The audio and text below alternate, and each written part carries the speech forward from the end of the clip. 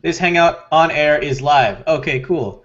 Welcome everyone to OCR Talkback. Yay! Hey. OCR Talkback. OCR Talkback is your weekly web show. I know we missed last week, but we're back. Whose fault was that?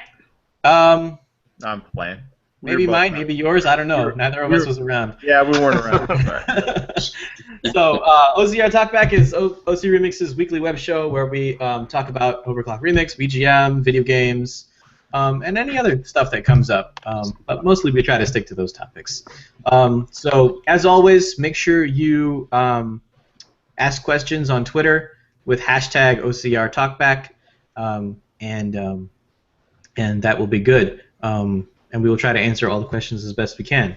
So first order of business, because we didn't get a chance to plug it last week, OC Remix has started a Patreon campaign. So Larry, you want to talk a little bit about that? Because you know a little bit more than I do about Patreon. I've never heard of this. No? What is that about? I think it has to do with... I think it has to do with pastries, but I'm not sure. I'm the worst, man. That sounds delicious, actually. Yeah. Well, I'm eating some, I ate some, Lay's potato chips. But anyway, so those are not pastries. I have no Patreons. Patreons. Nah, man, we launched a Patreon. You can check it out at patreon.com/OCRemix. We will plug it again, in the plugs area. But basically, we're doing it as a way to support OCR directly through a steady flow of funds, a steady flow of ongoing funds. Every year we would do support OC Remix, support OCR month, and people donate via PayPal and stuff like that, and it's super helpful to the website. But it's kind of a one-time, infusion of much needed resources. So what this is going to do is help us tackle some outstanding long-term, big vision projects that DJP wants to get going. I'm very excited. We've already got the SoundCloud Pro account thanks to the support. We got to the 1,000 level, which is tight. So we've already thrown some albums on there. I'm going to get some more going. We're definitely going to get all the albums up on the SoundCloud Pro account, which is awesome. Now that we can afford that, it's unlimited, so we can put as much music as we want on there, which is going to be excellent, and hopefully we'll hit some other goals down the line as well. But if anybody wants to support, patreon.com/OCRemix, you can see all the goals that we've laid out, and José, of course, put together a swanky video of all of us talking about what it's all about. But yeah, if you can afford it, we kept the tiers low. It's not like a money grab kind of thing. No, so if you want to donate on the on a $1 or $5 a month level, $1, anything that you can afford, definitely helps in a big way, because a lot of people are helping, collectively together as a community. And if you give it the $5 a month level, you also get a free album from OverClockRecords.com. Whoa! And we're going to be choosing. Every month we're going to choose an album to give for the freebs, for all the peeps out there. And right? Yeah, so we're going to highlight some art, and a lot of artists are like, yes, count me in, yes, so which is great. So we're going to be giving away some free music, and it's all thanks to you for supporting OC Remix. So thank you to all the fans for rocking. We're at a pretty healthy amount right now, but obviously if we can get more, we can do more and do it faster, which is awesome. So, and nobody's getting paid. We're not getting paid, and nobody getting paid. So like the Kickstarter, nobody's getting paid. I can promise you, myself, DJ Prezzel, all the staff, nobody's like, yeah, some money, get it out. Now, if we get like $80,000 a month, then okay, maybe you can afford to like give Larry Lair some some benefits, some medical, some medical and some dental. You know what I'm saying? But gotta get that optical plan. Vision. Get the free frames. I do have a brand new YOLO swag webcam, but it has nothing to do with the Patreon. At least I'm just glad to be able to move more than 2 frames a second this time. Excellent. Well, you're looking very stylish, and so that's all good. But yeah, so patreon.com/OCRemix. It's all good. Anything that you can afford to pledge monthly is going to be a big help to OCR, and a lot of people are on board already. We could always use more support, and if you know any further OCR fans or video game music fans who want to support a really good cause, please do. Yeah. And we will talk about this at the end for people who have not tuned in yet. For the plugs. Yeah, for the plugs. So check out the Patreon. It's super awesome. It's gonna help us do a lot of really cool things that we've been wanting to do, but we're just not able to do because the cash flow is not there. So and it's all to help provide you with free music. So our wheels are turning already. Well, especially mine. But 15th anniversary is coming up. We got plans, dude. Yeah, it's gonna be good. Okay, so let's get back to the regular talkback stuff. What are you guys listening to this week? Or in the past 2 weeks? What VGM have you guys listened to? Anything cool? I got one revelation. What do you got? Well, it's about Iwadon again. He keeps continually surprising me. He comes out of nowhere. I had no idea he was this prolific and this awesome.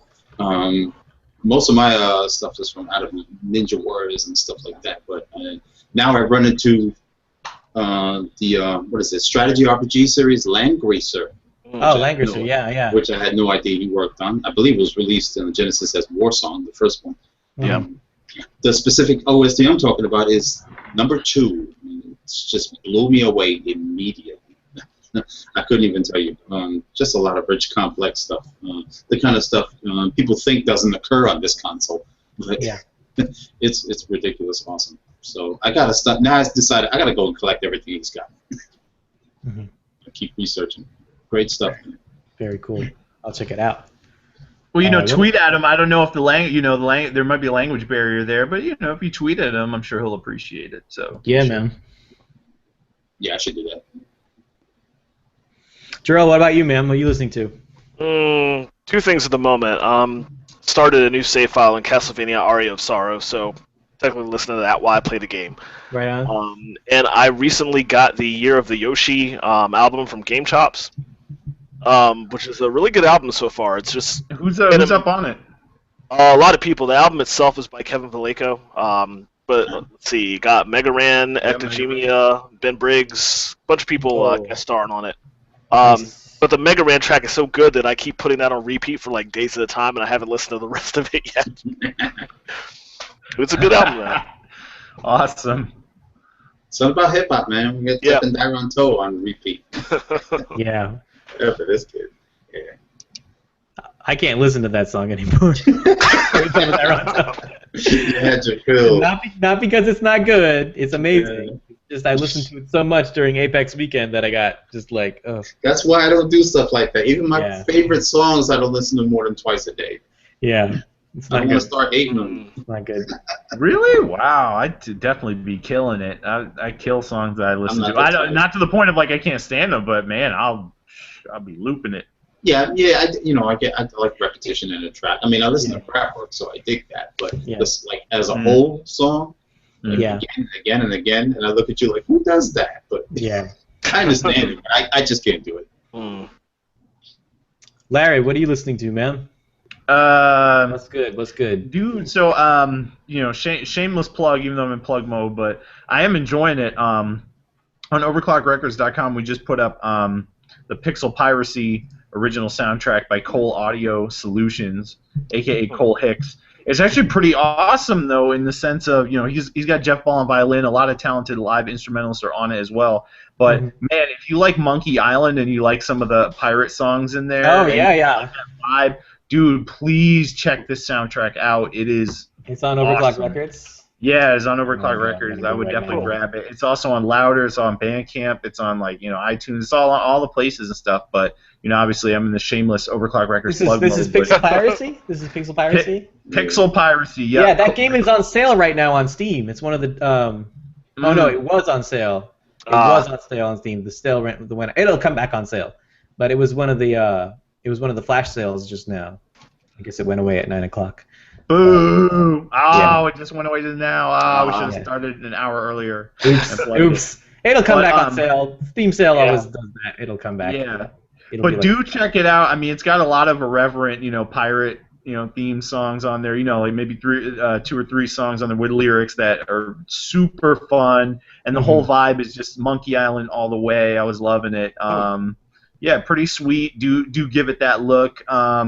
Right on. As far as video game music, oh yeah, well, you know, again a plug, but it's because, you know, I had to prep the album release. But our Super Mario 64 album, Portrait of a Plumber, came out, directed by Nutritious, just came out at the top of the week. Oh and, yeah. Yeah, man, I haven't seen a bad thing yet. Maybe I'm insulated from it. No, but you know. I finally listened to that today. It was really good. I was listening at work while I was programming. Yeah. So yeah, all the feedback has been tight. We're really glad to get it. And I've been saying, you know, on like Nitro Game Injection, I've been saying a couple places with Dave, but so it was DJ P's idea to do the art contest for the album cover, and I gotta say, man, it really turned out awesome. José Rubalcaba with an amazing contest-winning portrait of Mario with Peach and Bowser on the side. Oh yeah. Yeah, I mean, I love that album art. It's really good.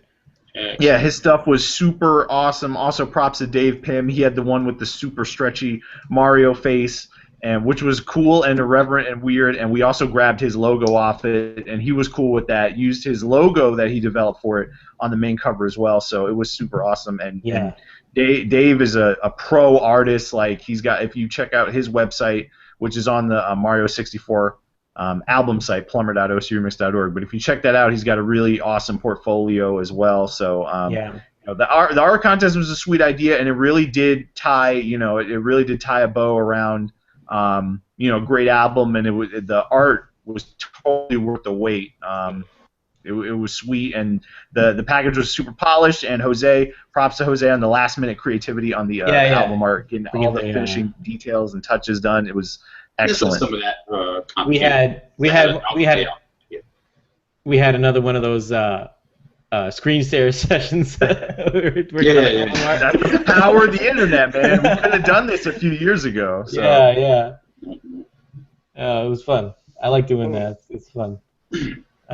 Anything else, Larry, you listening to? Or? I'm trying to think. You know, just, you know me, a lot of political talk shows, pro wrestling podcasts, that kind of stuff. All the stuff that fuels me. So politics and pro wrestling. So lots of good stuff there. I got some non-VGM I've been listening to a lot, and I'll just save it for the plugs if I'm around. Right on. If I'm around. Otherwise, I'll plug it, you know, another show. Yeah. I was checking out the Portrait of a Plumber today. You know, it's really good. I've just been listening to, you know, random stuff. My nephew was visiting for like 3 weeks, actually. Like my sister and my nephew. My nephew's like almost 2, and you know, he went back home on Sunday. But you know, last week I was hanging out with him, and you know, he was like, he likes it when I play music on my phone. You know, so you know, he was like, "Oh, listen." He was looking at me. He's Get like, out "Listen." Of New York City. No, not like. I mean, I show him like the music apps and stuff on my phone, but I also just like play music, you know, just like songs and stuff. Mm-hmm. So I was like, "Oh, you know, Ibrahim, listen to this," and he's like, "Listen music." I'm like, "Yeah, here, come and listen to music." And I, you know, put my phone down and I put on Super Mario 3D World. So he was jamming to that. You know, he does a little, you know, he dances like that. He's listening to music and stuff. He was just like turning around and around and around, and I was like, Ibrahim, you're gonna get dizzy, man. You're gonna fall over. And he's like, you know, he's like falling over. He's cute, and so he really likes this, you know, Super Mario 3D World soundtrack. So he's digging that. So you know, little not even 2-year-old kid, he's digging the VGM. So I'm trying to start him early. You know, gotta develop that love of VGM, even though he doesn't even play video games because he's 2. The FL app and start tapping out the beats. You know, he plays with Sound Prism on my iPad. Yeah. You know, I'll put Sound Prism on, I'll put the little guided mode on so it locks him out from like getting out of the application, and he'll just start, you know, like tapping on the iPad and playing the songs and stuff. So he's cute. So he's developing a love of VGM. But yeah, aside from that, I think it's just been Mario stuff that I've been listening to lately. Kind of on a Mario kick. Mario Kart. Been playing a lot of Mario Kart 8, which is so good. Soundtrack's awesome. Soundtrack is so good. I gotta buy that game now. You gotta get a Wii U first. Yeah. Well, it's like I'm gonna probably buy a Wii U for that game. I had so much fun playing it at your place. Yeah, man, it's so good. Yeah, so I was telling what was Wildcat and the Beth at MagFest, and I'm considering a DS now because I want to get in on this Mario Kart fun they're having. Wow, a DS. Now 8 is out. Yeah. And now I gotta worry about this. You gotta get a 3DS, man. You gotta get a 3DS. You get Mario Kart 7. Well, that's what I meant. 3DS. Yeah. I was about to say. Did he actually mean he was gonna get Mario Kart? Yes. He's gonna buy a Game Boy Advance so you can play Mario Kart Super Circuit. Hey, quick thing on Mario Kart. I was talking with Kyle about this on NGI, and it's really awesome and I'm feeling the enthusiasm from the gaming community due to Mario Kart 8. They're like, oh, it's like a killer app, and then Smash is going to come out for Wii U. Are you feeling the positivity on the Wii U, Shard? Absolutely. I think that's always the thing with Nintendo. When the DS came out, when the DS was first announced and it came out, everyone was like, "This is a piece of garbage." Like people don't remember. They think the dual screen was a gimmick. Yeah, they thought it was it was a gimmick, and people were like, this is a piece of garbage. People don't remember the DS wasn't popular until like 8 months after it came out.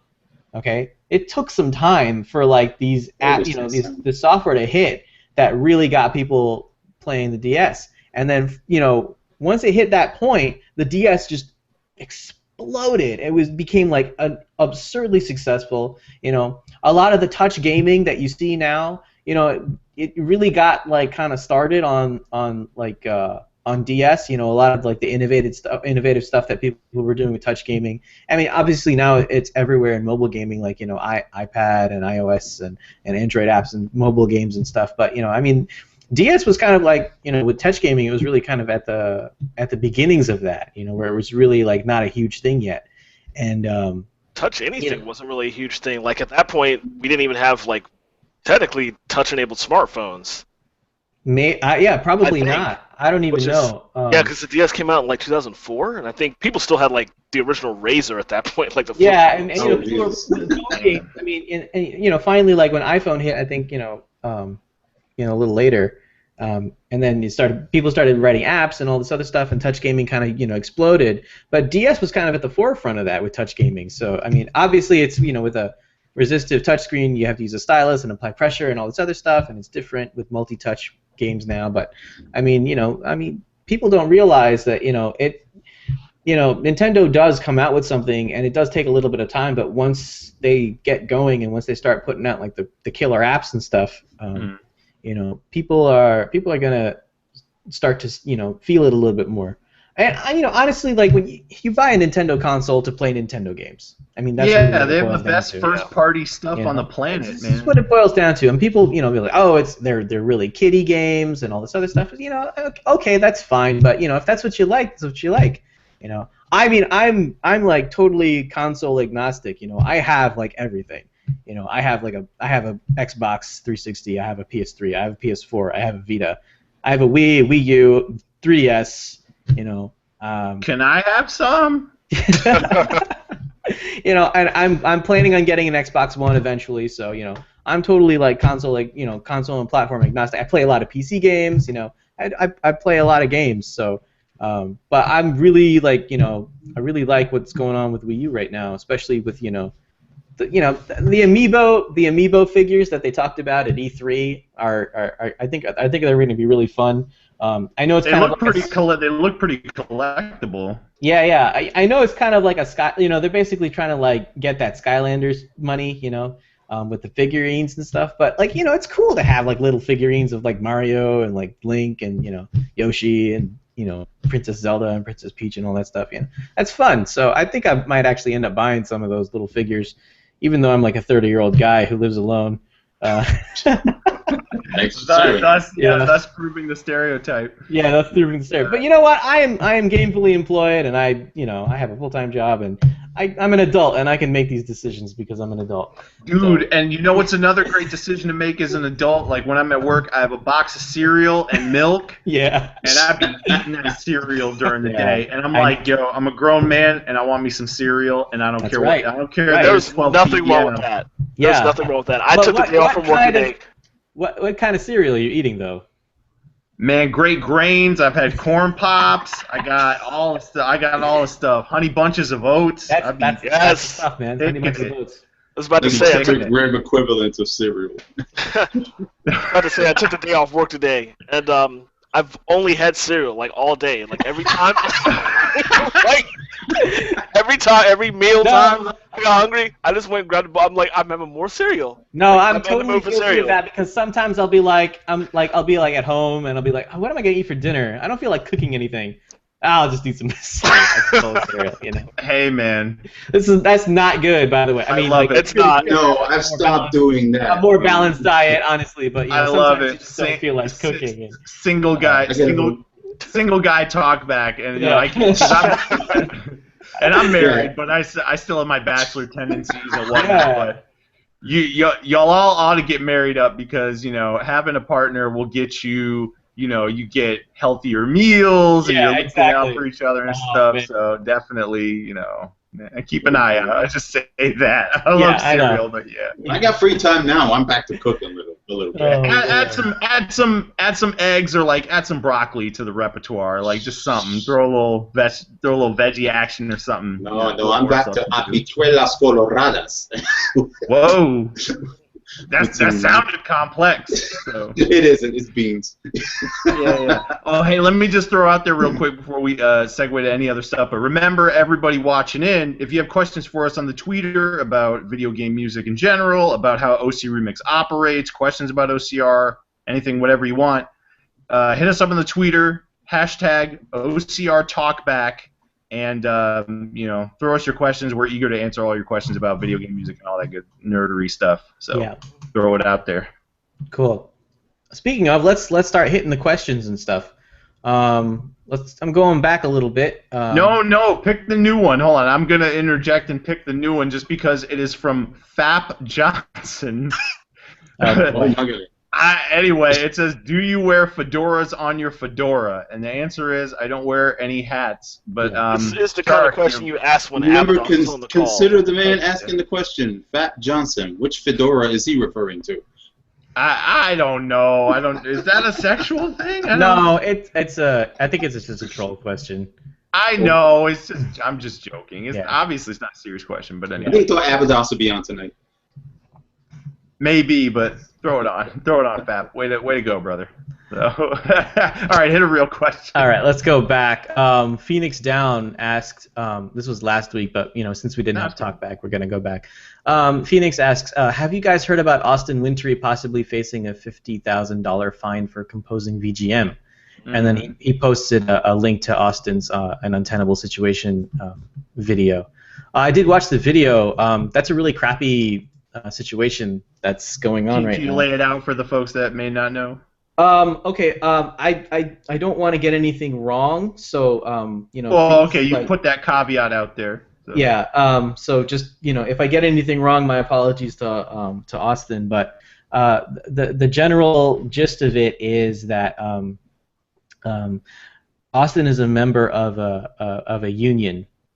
I forget what union it is, but it's like an international union for composers, and he wrote music for the Banner Saga, but it's the American Federation of Musicians, by the way. The American. Okay, so it's not an international union; it's the American Federation of Musicians.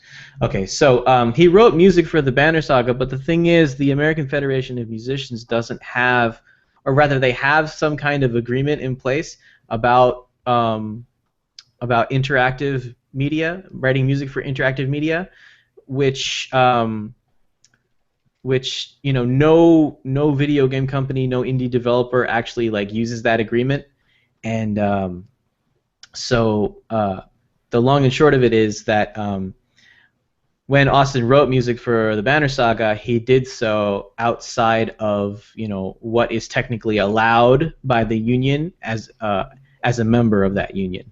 So he's getting they're planning on fining him or they're doing some kind of investigations into it where they're gonna try and fine him like $50,000.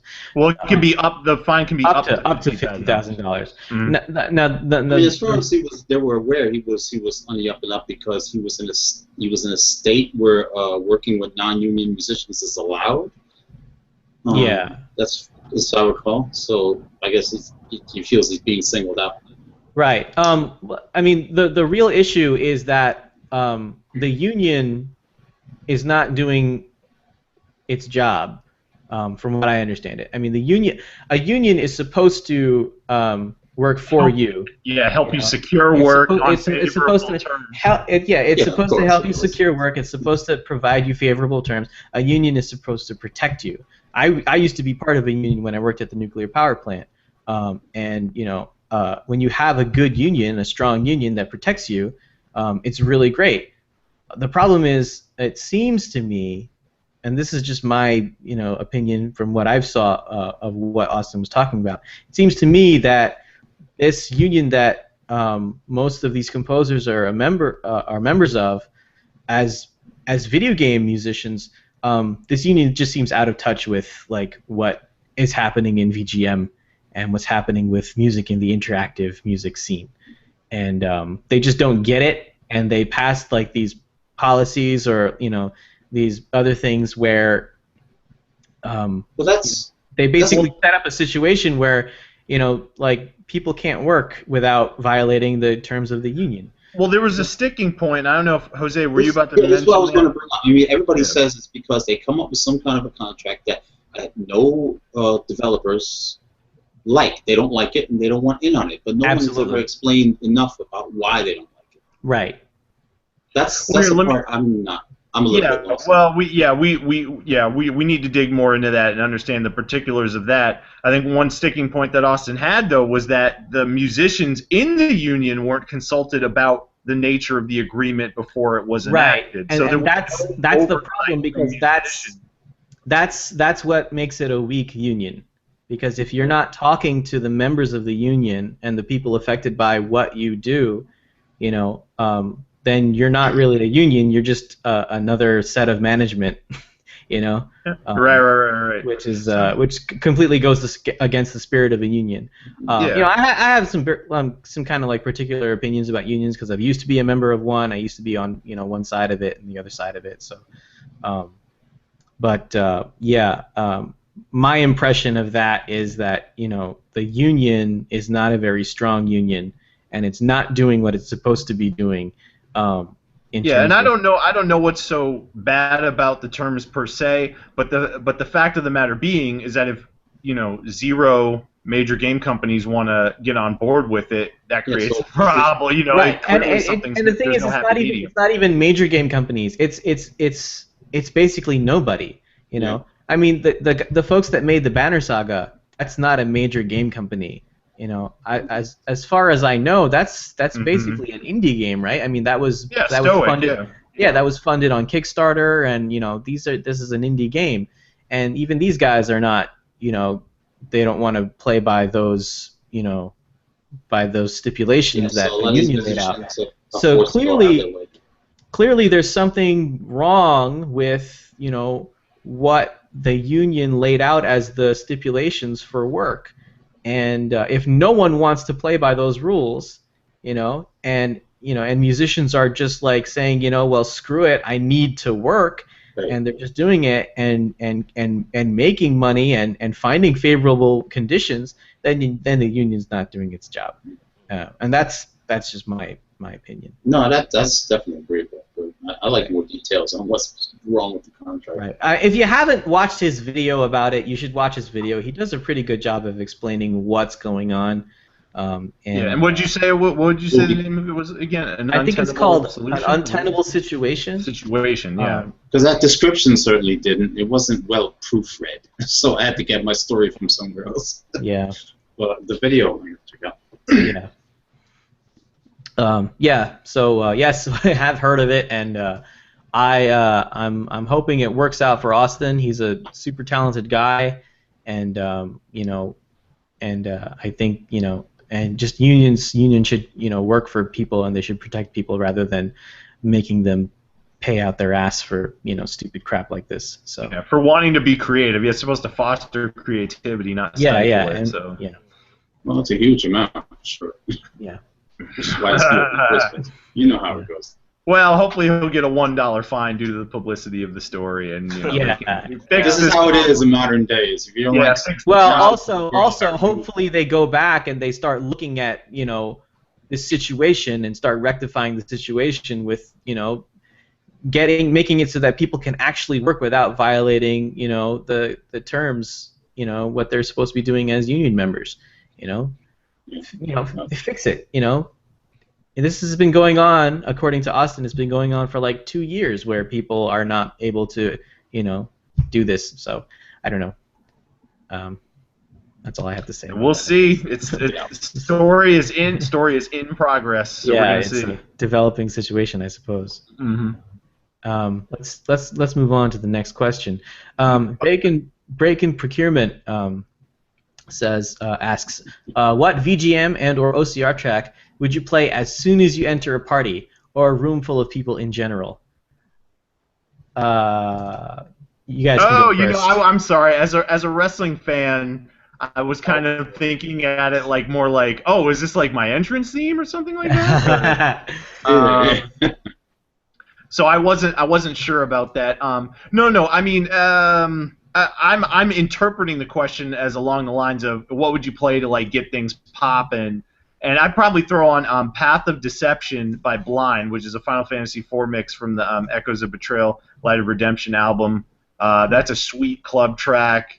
Awesome. I mean, it definitely gets me moving. So it's a great. Just the energy is amazing. And one of my best memories with that track was at MagFest when Mazedude, they were doing like the little mini rave in there. Blind was doing a set and that track going. And Mazedude is just swinging like some glow sticks and stuff like that. Whenever doing some great moves, it was awesome though. I mean, it definitely just it gets things started right. So that's a great track. Path of Deception by Blind. Right on. It's very hilarious that you mentioned that because I was about to say one of his other tracks from Echoes of Betrayal, Light of Redemption, Gobez and Goblins. Nice. Yeah. Oh, yeah. Also another crowd favorite. Yeah, there's a great YouTube video. I think it's on our channel. Or I think it's on DJ Pretzel's channel.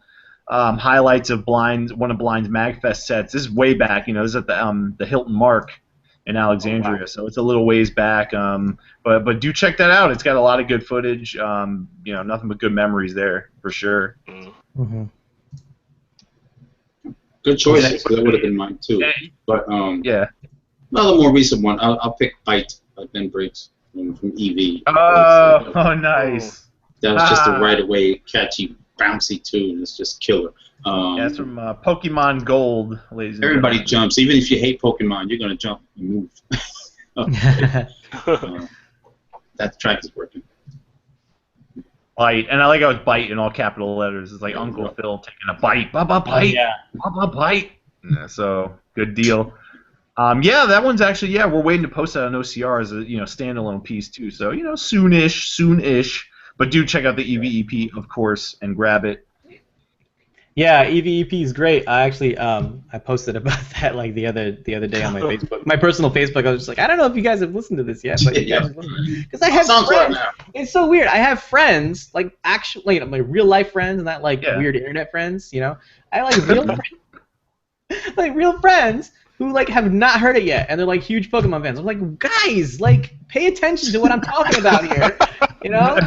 Oh my God, like you like Pokemon, you dress up as Pokemon when you go to conventions. Listen to this. I don't know. Tough crowd. Yeah. So I'm gonna go with. It's actually not on OCR. But it's from the very first Grand Robot Master Remix battle, and it's Zircon's winning track. It's called "Charge My Shot Up." It's awesome. He did this really cool thing where he took a whole bunch of tracks from the competition that other people wrote, and then he sampled them and built a Prodigy style track. out of those. Oh man, I have not even heard that. I knew that was It's an awesome insane. reference. So it has like the coolest it's basically entrance music. It's awesome. I actually have it here. I wonder if I can play a little bit of it. I don't know if it'll come through. What? I don't know if you guys can hear it. I can hear it. Yeah.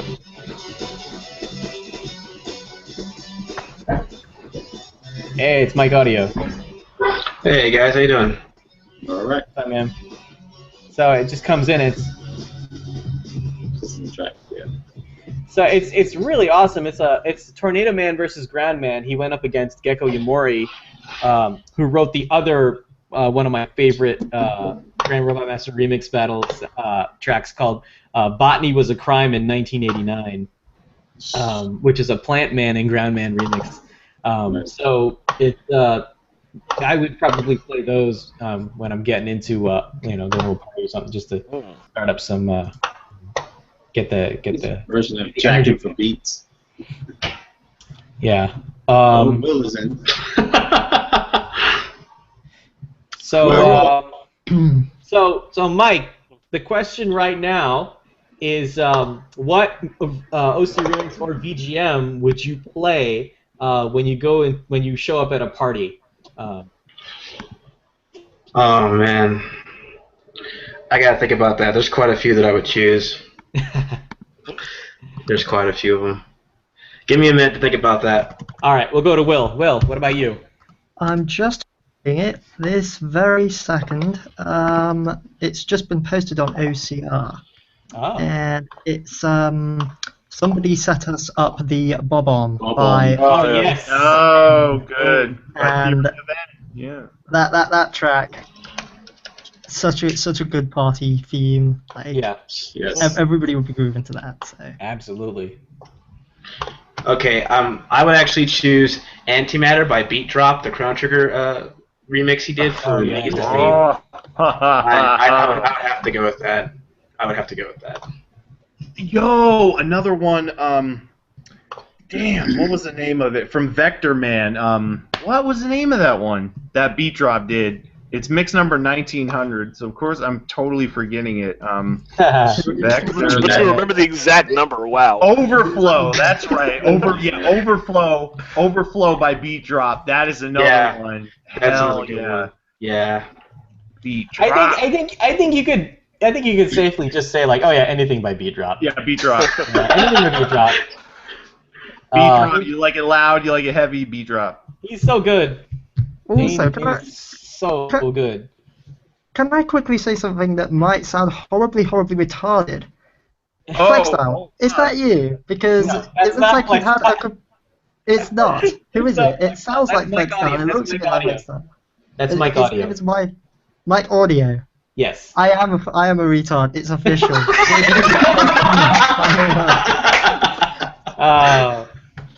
That's not. We need to get Mikeaudio and Flexstyle to do a show together and just call it the Mike and Mike Show. You do look a bit like him. So I was a bit like, I'm like, no. I want to leave right now. It's really fine. Those moments happen. Don't worry about it. Oh, I'm man. going to call you Wow. Flex. We didn't have harmony on the Don't call him talkback Flex. yet. You gotta call him Mikeaudio. Mikeaudio. All right, let's move on with some more questions. Oh wait, hold on. I'll grab the next one, which is another non-serious one from Drew N. Do you want an egg, mate? Yes, yeah. I could go for one. Yeah. Yeah, maybe if I'm hungry, I'll cook an egg, dude. Sunny side up, if you can, if you can manage it. Sunny side up is the best. So. I like overhard. What? What? Yeah, I don't like runny eggs. Ooh. Oh, eggs over hard and an English muffin with some Swiss cheese. That's my breakfast sandwich. No, hard Yeah. yolk. Come on, bro. Yeah, I'm man. with that. I'm with that. That's a good one. Yeah, come on. What? I'm not a hard person. All right, I take it all right. Let's go around the room. Breakfast sandwich. What's your breakfast sandwich of choice? Come on. Cereal. Cereal. No. Cereal. It's not a sandwich. You got the grain part. You already had this discussion. It's cereal. Done. Breakfast sandwich of choice. Jose. Unless you have a cereal box and you open the plastic bag and there's a sandwich inside. It's not cereal, man. You can't do that. You need a sandwich. I'm going to do that at the next convention we go to. I'm going to bring a cereal box, and I'm going to open it up. And it's going to have like egg you have sandwiches. He's holding his hand like a sandwich and try to eat it. I got no preference. It's what I end up with. I go to work, there's an all bun pan. That's about it. So I have to have one of their sausage, egg, and cheese on croissant. So there you go. Mike, breakfast sandwich of choice. Let's see, fried egg, sausage, maybe a little bit of lettuce and tomato on a bagel. Oh wow, lettuce and tomato. Oh wow, you throwing some vegetables on that? Wow. You gotta do it, man. Larry, what do you got? Man, give me that sausage McGriddle all day. Totally nasty cakes with the syrup in it and the fat and the oil dripping on it. What is with you at McDonald's, man? Oh god. It's just good. Whatever, yo. Whatever. It slowly kills you, but it kills you with tastiness. I suppose so. Will, breakfast sandwich of choice. Breakfast sandwich of choice. Yeah, what do you like? Marmite sandwiches. Marmite. Whoa. Of course he says Marmite. That is a mega. Yep. Brother. We know where you come from. Yeah. That is an acquired taste. All right. James Maxon on Twitter is also answering. He says hash browns, eggs, and sausage is the only way to go. All right. But notice how he said either scrambled or over easy, not over hard with the hard yolk. If you're gonna cook it all the way like that, you got to scramble it. Otherwise, why do I want the hard yolk? I want the runny yolk. I like eggs over hard, man. What do you want? Come on. All right, let's go. Let's continue. Phoenix asks, what film or anime adaptations of video games are your favorites and why? What do you guys got? Anything good? I'm trying to think of good adaptations. Okay, hold on. Okay, wait a minute. You know what? I'll start. Hold on. I'm gonna start by putting out one there that when I was younger, I was like, this is the bomb. And then when I watched it later, it was like, oh, this is sweet. And then when I watched the rest of it, it wasn't. Street Fighter 2V. All right. Yeah, so it was, out through manga video and everything. And the first couple episodes, it's young Ryu and Ken, and of course they call them so young Ryu and Ken. They call him Ryu. No, they don't call him Ryu in there. Okay. I think that was no, they don't do that. All right. And it was pretty cool, seeing them, they get into a fight with Guile, and like the second or third episode is pretty bad. The fight was awesome. You can look that up on YouTube or whatever. But then after Ryu learned how to do the Hadoken.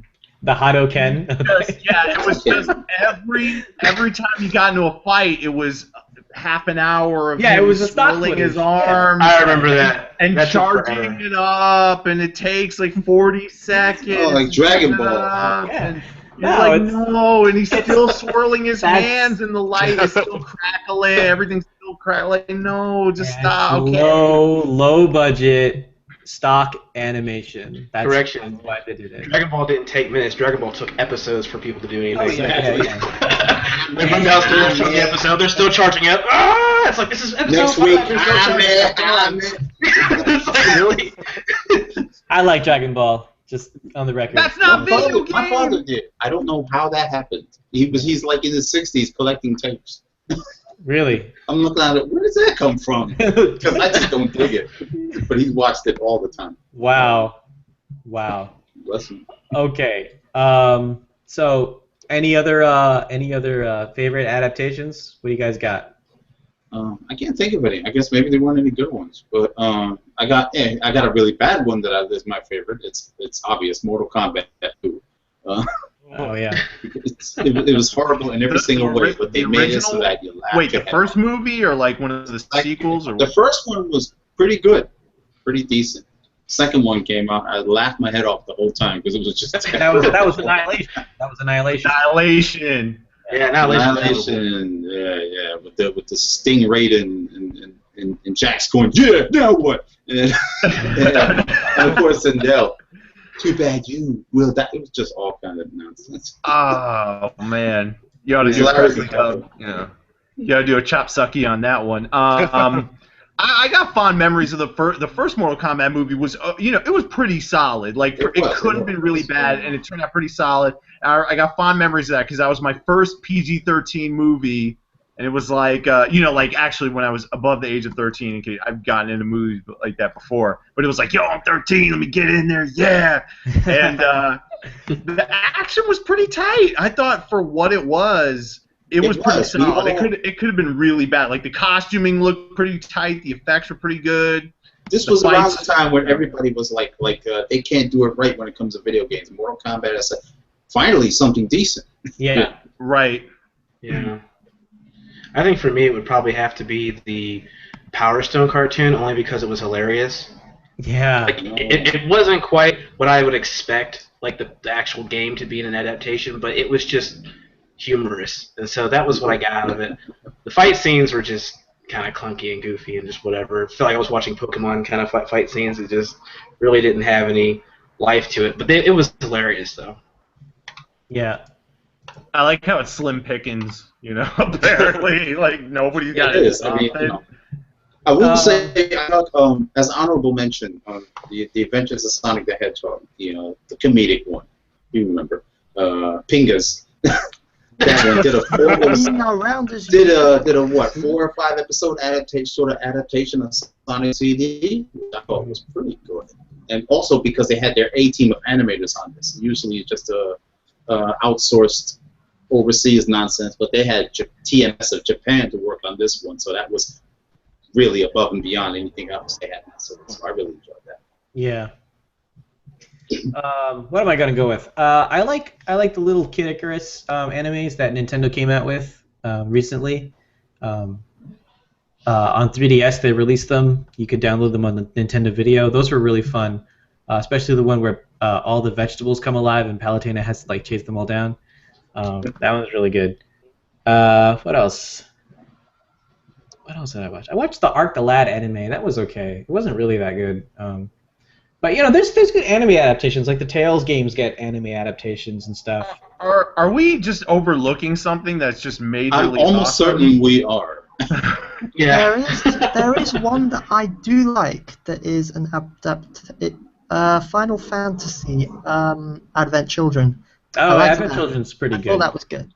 I think you have to be a really a fan of 7 to really like Advent Children though. It's kind of This is coming from somebody who has never played Final Fantasy ever. Nothing. Really? Oh wow, Really. that's interesting. Awesome. Are we the only 2 on the call that have not? Or? Pretty much. Yeah, probably. I also liked Spirits Within because of that, but apparently everybody else hated it because it had nothing to do with Final Fantasy or something. I didn't like Spirits Within because it was a terrible movie. It was bad. Not because it had nothing to do with Final Fantasy. It was just like outside of Final Fantasy. It was just a bad movie. Yeah, I agree. It was really cliche. It was poorly written. The characters had no motivations. It was not good. They all died. Did they all die? I don't even remember. I saw it in the theater too. I saw it in the theater, and it was just. I did too. I thought the graphics of the all around were nice, like the way that they the animation. That was the only thing that movie had going for it. But even I was about to say I didn't like the animation of that film. But, back in that time though, I remember going to see that at the theater, and I was pretty impressed at the time. But after watching the movie, I was just like, this was horrible. But I don't know if it's because I thought it was Final Fantasy or if it's just a bad movie. And I saw it again, and I was like, nope, it's a bad movie. It's just a bad movie. It's just a bad movie all around. Yeah. I like bad movies. Yeah, hey, that's why I mentioned Annihilation. There's the Little Nemo movie. That one was pretty good, right? That's a classic. Well, but that was based on the game? It was based on the comic originally. Oh, it was based on the game. That's right. That was a comic property. It was a really old comic, I guess. That's a children's story. Yeah. We're talking about 1910s or whatnot. But that was also TMS in Japan, so yep. Yeah. Very old. Anyone seen any of the Banana Pajama Balama? I got a little annoyed at that. Yo, Didn't Fatal Fury have like an anime? Oh yeah, Fatal Fury. Yes. Was it any pretty good? good. A lot of the It's also very SNK, yeah, they were okay. A lot of the Two was SNK. good. There was Samurai Shodown anime too, which was Mhm. kind of interesting. I think I have it on DVD somewhere. Okay. Yeah. All right, cool. Just There was remembering one because for we Darkstalkers too, wasn't there? Darkstalkers? Wasn't there one for Darkstalkers? There was a series. Oh, I don't know. I Not the didn't one see on it. USA. I know you're not talking about that one. 'Cause that one was Might have been, but I bad. thought there was. Wow. No, no, I don't know that one. USA Cartoon Express. Remember? No, I remember that one. was But I believe that was after cartoon. That was way after the Cartoon Street Express, Fighter, but- the Street Fighter cartoon on USA. Shit. Remember that? Man, No, I recall. oh, dude, I Yes, just remember yes. wanting. And I was talking about fighting. I was gonna say not the headlight. Not the headlight. I wanted to like that because the Oh. intro is pretty cool in the sense of I mean it's all easy character montages and they're doing their moves and the animation looks like semi decent and then you're just like oh this is horrible what happened No, the titles were horrible too. I'm sorry. Yeah. I could tell. Outsourced crap. bad dude. It wasn't like Thundercats. Thundercats was the most awesome shit ever, and then their budget ran out too, and it looked like crap afterward. But this. So. Oh man. Mm-mm. Yeah. The only good thing about Thundercats was the theme song. I didn't I like remember Thundercats. the I never theme liked song. Thundercats, but I wasn't into all the stuff that like all the red-blooded American males like back in the day. So GI Joe and Transformers, I didn't care at all. Well, I mean, love we Looney had Tunes way more. this conversation when we were I at know. when No, we no, were I at know. MomoCon. We were talking Yeah. about old cartoons and stuff, Oh, and yeah. all those old cartoons from the '80s are actually not good. Just I They're like how like- it's like your parents were, like metaphorically speaking, it's like you were raised on, Jello. Right, and, right. I I hear these conversations, and I'm like, you guys I'm gonna laugh at you guys 20 years later when the next generation looks at your stuff like, what the fuck? No, but the thing is, like, the thing about it is, like, if you go back and you watch stuff from the '80s, Yeah. it's like there's not a lot of depth to it. No, But- that didn't age well. That's for sure. But if you go back and watch stuff from like the '90s and you start watching like Batman the Animated Series and all these No, other well, shows, that's then it's like, okay, this stuff actually has some real substance to it. It's more than just a toy commercial, Mhm. So Yeah, it takes decades to build that Yeah. sort of sophistication. So Yeah. So what you're saying is what we really should have had was a cartoon as sophisticated as something from the '90s, but with like the theme song from Silverhawks on top. yes, Silverhawks. Silverhawks is the best theme song ever. you want 90s substance, but 80s. Larry's giving the thumbs down because he knows this song. We were at MomoCon. We were working on the PowerPoint for the So OC Remix cheesy. panel, and I'm like, oh, we were talking about the cartoons, and I was like, oh, if you like the theme song from Thundercats, check out the theme song from Silverhawks. So we put on the theme song from Silverhawks on YouTube. We pulled it up on YouTube, Yeah. and we were just singing it for the rest of the night. Well, that's why, man. It's so good, and it's so weird and dumb, and it's awesome. And then there's also Tiger Sharks, which is not good. Nah. But yeah, if you like if anyone out there is watching and you like the theme from Thundercats, you're gonna love the theme from Silverhawks. Check out Silverhawks. No. No. Okay, but let's get back to. Here, talk let me knock topics. out a couple of quick ones real quick. And remember, if you have questions, hashtag OCR Talkback. We're gonna get to you. Throw anything and everything. We want to know. We want to answer all your questions about OC Remix and video game music. So real quick, silly one and then a more serious one. So Carl Servian, I'm just getting the silly one out of the way. So if Patreon donations are a monthly thing, does that mean Larry gets a McRib every month now? No, because the McRib is not available year-round. It's very unfortunate. But It's a seasonal dish. I'll get a McGriddle instead. Yeah, Battle Johnson. the McRib is not in season right now. It had to be a season It's when not they grow. in season. Yeah, it's not growing right now. It's not in the field. So. Neither is the barbecue sauce. So Fap Johnson has a more serious question now, a non-Fedora question. It says, why is there such a lack of Mystic Cave Zone remixes? Your guess is as good as mine. I don't know. Like, there's better stuff in Sonic 2, like better in quotes, because I think it's an awesome theme. I don't know. I'd say that's one of the more remixed ones on OCR. Like, if you go look, there's like 6 remixes of it. Yeah. Which one are we talking? Is it on Mystic Cave or Mystic Cave? Sonic Zone or Sonic the Hedgehog 2 Zone. I mean, there's 4 on OCR. Well, I mean, Larry, there's 2 Mystic Cave Zone themes. There's one for the single player and one for the I'll put it to you this way, right? I'm pretty sure he means in the main game and not the 2-player race. So. But my preference was 2-player. Yeah, I mean, the 2-player was a sweet theme. Yeah, you know. I mean, that's interesting to me because there are some tracks from Sonic 2 that are unrepresented on OCR, like Emerald Hill, but Mystic Cave Zone. I'm gonna say Mystic Cave is not one of them. That is underrepresented. I'm actually gonna take a look. Aquatic Ruin. I'd love to hear, and I've not heard it yet. It is like that with every game. I mean, you know what? Here's the thing: Mystic Cave and Chemical Plant are the two highest remixed themes on OCR for Sonic the Hedgehog 2. They both have 5 remixes apiece.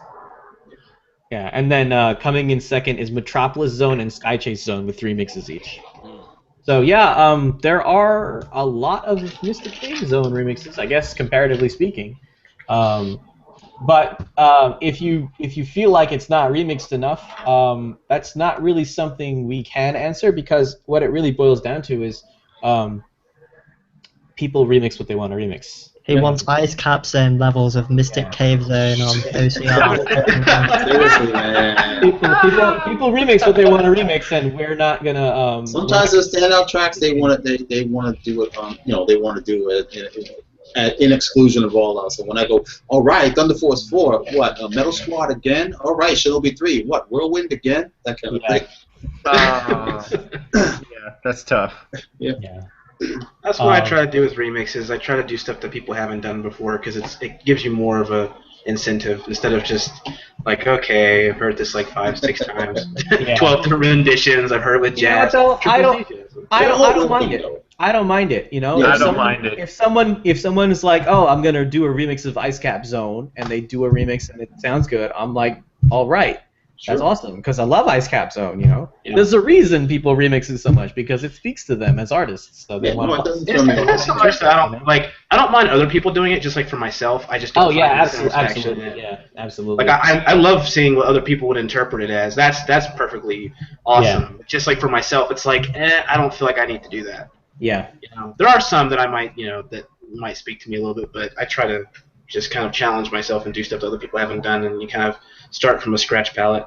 Right. On the I'll just say real quick on the quote unquote over remix side of things. I know Omniscience collabed with Terrace Music on a Zeal theme mix from Chrono Trigger, of course, and it's awesome, and I can't wait till it's eventually posted. But it is sweet, and it's different than all the other ones, which is always nice. Yeah. That's awesome. Okay, so if you're just tuning in, OCR Talkback, tweet your questions for us with the hashtag OCR Talkback, and we will try to answer the questions to the best of our ability. So Carlos at Insane Rain Music asks, how do you guys come up with extra material or ideas for variations on the standard source material when you're making a remix? Let me add something to this real quick because I think I heard DJP or I can't remember who mentioned this one time, but like the whole like you get variations from like humming a theme in the shower and like not listening to it but processing it the way you remember it, which might have variations on it. Do any of you guys do that? I don't, but maybe other people do. WillRock is shaking his head yes. Well, nodding, but yeah. I was just nodding, Larry. But, I remember when I did Ice Cap Zone, I added on a original part on the end of it, and almost like as a B section, and that was just because that's what I heard in my head whenever I heard the track. I was just like, oh, it needs to go here. I'm shaking my head yes. Yeah. Oh boy. You mean you're nodding? I think the way that I've always approached it has been from a theoretical standpoint. So like, having come from music theory, where you start studying things like Baroque music and classical music, and they would take a theme and just bounce it all around in different ways and different variations. That's usually how I tend to create original material for a remix. Is I try to make it as pure as possible. Yeah. So I'll like get the theme and I'll just play with it and look for different ways, variations. They have that one term in music where like you ask the question in music, then you answer the question with the similar phrase. Yeah. Response ideas. Part of that is also filling in the spaces. So if you have something like a melodic line that's has some sustained notes and sort of I guess nothing is happening, you can embellish in those long sustained notes with something happening in another instrument or something, and you start coming up with like, oh, how do I embellish? I just need to like write a little little thing, a little lick if it's in the chord or whatever. So you can start expanding it that way. So there's a lot of different ways of doing it. One thing I do is I'll be beatboxing or whatever when I'm working on a track, and I'll sort of come up with different rhythmic variations on a theme. So I'll take a theme and say it's written in like one time signature, and I'll try to adapt it to a different time signature by making certain notes longer and making certain notes shorter and trying to fit it into like a syncopated line or something. There's a lot of different things you can do. There's also you can move in a different direction. You can make the melody move in a different direction. So instead of going up, you go down, or instead of going to a note, you maybe go to a note that's a third up. So it sort of adds a little kind of like a harmony to it. All these little things you can do, which you can try out. There is one more thing that I do. You can't do it with tracks that because one thing that I like to do when I do remixes is I like to listen to a remix, and then I will go to remix it like after like I've listened to it twice, and then I'll sort of have the gist of it in my head, and then my mind will sort of fill in the blanks itself, and then I'll listen back to the source and I'll go, oh, that was different to what I did, and it was just sort of myself sort of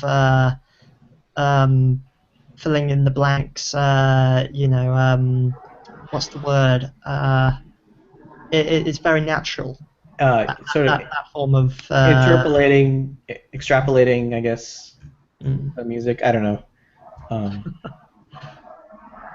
think a really good example of that too would be like "Black Wind Rising" by Star Salzman. Yeah. Like that like the beginning sequence of that is like a very easy example to like hear how he took that one melody and just kind of played around with it all over the place and found different ways to phrase it. Yeah. That's what arrangement's all about. Which I get play around with the. I'm gonna get this earworm anyway. So now that it's stuck in my head, let's squash it, stretch it, push it, bang it. So 20 different ways. And try different genres. When I did Chaos, I wanted something that fit a more traditional arrangement because there's a little bossa nova thing going on. So let's extend that melody because it's short before it gets to the bridge. So I want something a bit longer. I extended that. Yeah. Fill out a verse, and then another verse, and then go to the midsection. That kind of thing. Yeah. So I hope that answers the question. There's a lot of different things you can do to come up with ideas for making variations and stuff. So I guess just try things out. Let's see. John B. Milton the Fifth asks, or rather just states, I am listening to the soundtrack for Advance Wars 2. Particularly amazing is Jess's theme. Needs to be OC remixed. Advance Wars has great music. We would love to see some remixes of Advance Wars. So if you're out there and you're watching and you're a remixer, check out Advance Wars 2. Maybe you'll find something. That was material. Wasn't that planned for Badass? I believe it got dropped last minute, so now I think it's going to be on Badass 3. I don't. Is it Jess's theme or somebody was working on it? Somebody was working on Advance Wars. I remember. Yeah, I don't know what theme it is, but it's that "Are You Badass" track. So yeah, I remember that though. Cool. Let's see. David G. Barrett asks, "What are your thoughts on the new Smash Brothers theme, and how would you remix it?" I haven't heard it yet. I haven't heard it. Haven't heard it. Yet. Haven't heard it. We're so bad. Nobody's heard it. Sorry, We're man. the music, but not to the games enough to know. Hopefully we'll remember to answer that next week, and maybe we will have heard it. Yeah. I'm excited for the new game. I'm sure the music's going to be amazing. But... Well, I know that, that Mega Man Final Smash video went out. People are like, oh! Yeah. So, people are hyped. Pac-Man is in it. Yeah.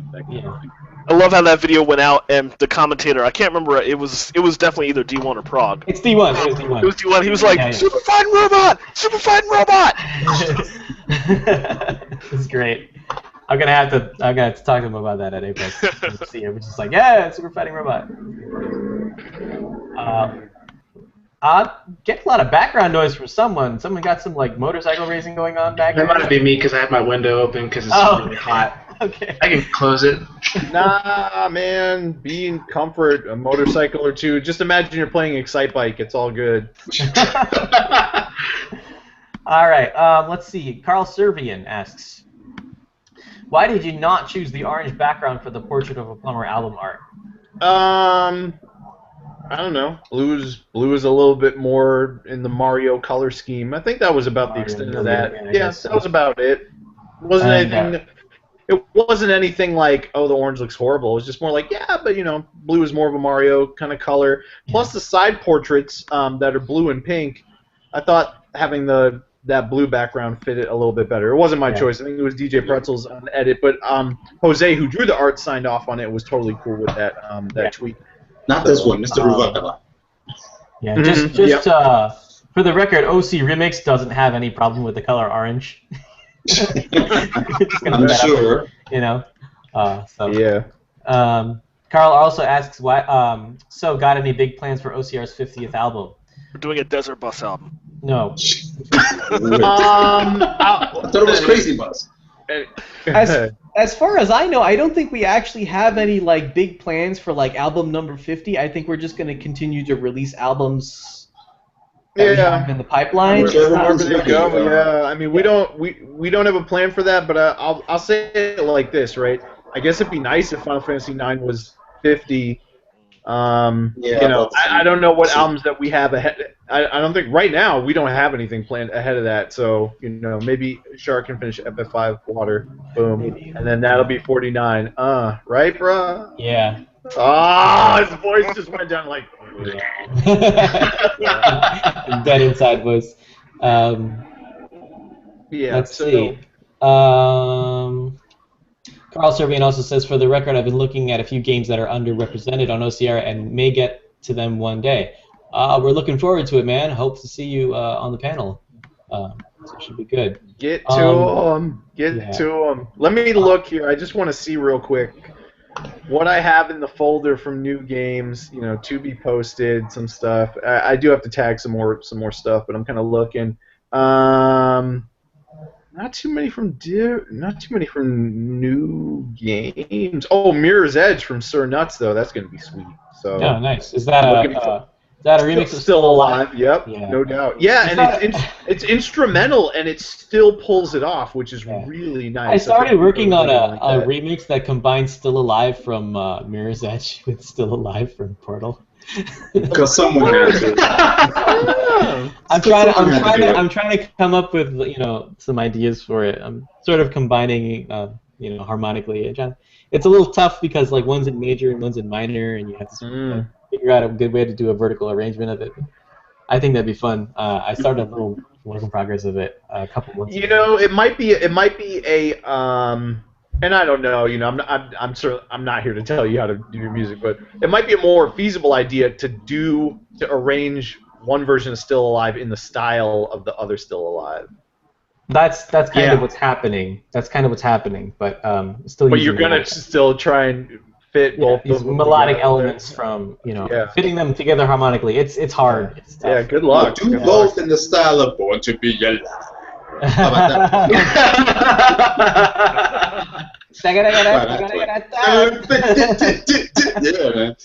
Oh man, I haven't heard that song in ages. Yeah. Born to Be Alive. Oh god. So No Esquivel asks, you probably get this question a lot, but what DAWs do you guys use when remixing your tracks? Yes, we do get. You do get that a lot. We do get the question a lot, so I don't think we're going to spend too much time on this question. So let's just go down the line. I use FL Studio. Will, what do you use? I use Reason and Ableton Live. Reason and Ableton Live. Larry, what do you use? Cool Edit Pro 2.0, baby. I don't make music. Yeah. Mike, what do you use? What do you use? FL Studio. FL Studio, all right. Jose? Same here, but it is important at the moment because I'm updating everything I've got in my music studio. And I get back into music this week. FL Studio stuff's updated to 11. 12 looks freaking sweet. Yeah, it does. 12 looks amazing. I'm about to upgrade tonight to Complete 9 from 7 because according to Flex Style, there's a really, really sweet upgrade deal going on now. 70 some odd bucks. I got to jump on. Wow. Immediately. So, yes. Jarrell, what do you use? FL Studio over here. Yeah. Okay, cool. So, let's see. Wait a minute. So in the middle, hold on. In the middle of the Still Alive talk, Carl Serbian said, "Oh, more Still Alive remixes. Scraps project file. Well, guess I'm doing Want You Gone instead." Like, No, dude, there's no hard limit on what you can arrange. Just it doesn't matter. Your idea will be different. So try it anyway. Unless he was doing the same thing. You know. Don't be so hard. Don't be so hard on yourself, Carl. And besides, you got to get some mixes passed before you're like, oh yeah, well, you know, I don't want to crowd the field with my Still Alive mix. Oh boy. So first things first. Yeah, first things first. Let's get it together. Yeah, oh boy. I think we're good on questions. Any other topics you guys want to discuss? Oh. We talked about breakfast sandwiches. We talked about DAWs. We talked about Silverhaaaaaawks. Cartoon theme song. We talked about Silverhaaaaaawks, which is the greatest song ever written. That would be Starsky and Hutch. Gotcha. There's got to be a video game song that somebody can remix and like tie in the Silverhaaaaaawks theme for the hell of it. Probably some no need for this. There's no need for any of this. There's always Silverhaaaaaawks. Anyway, they're partly metal, partly real. Oh, God. Silverhaaaaaawks. Galaxy Rangers is no slouch. Oh man.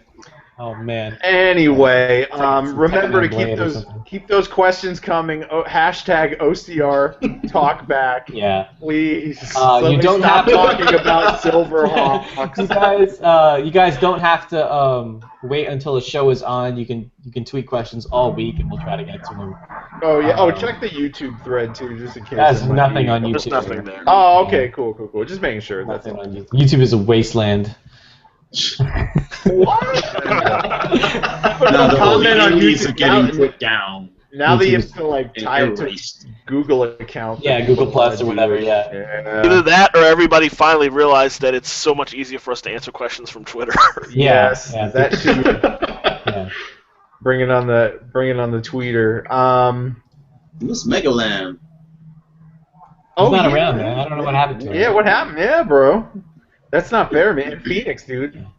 We need our heavy hitters. What is it? Well, let me ask a quick question though. So, in terms of, I know we've asked stuff about, and I've asked about ye olden days. You know, what game soundtracks made you kind of take notice of video game music in general? But you know, are there any? You know, and we all have the usual, you know, Mario and you know Zelda and Chrono Trigger and all that stuff. But like, give me some obscure gold. Like, I love Steve-O's Facebook group, the obscure, you know, game music group. Yeah, so give me some stuff. Like, where's my Cyborg Justice for the Sega Genesis? Like, some of the stuff's not legendary, but just stuff that was catchy. Like, give me some stuff. You want to get on Treasure Hunter G?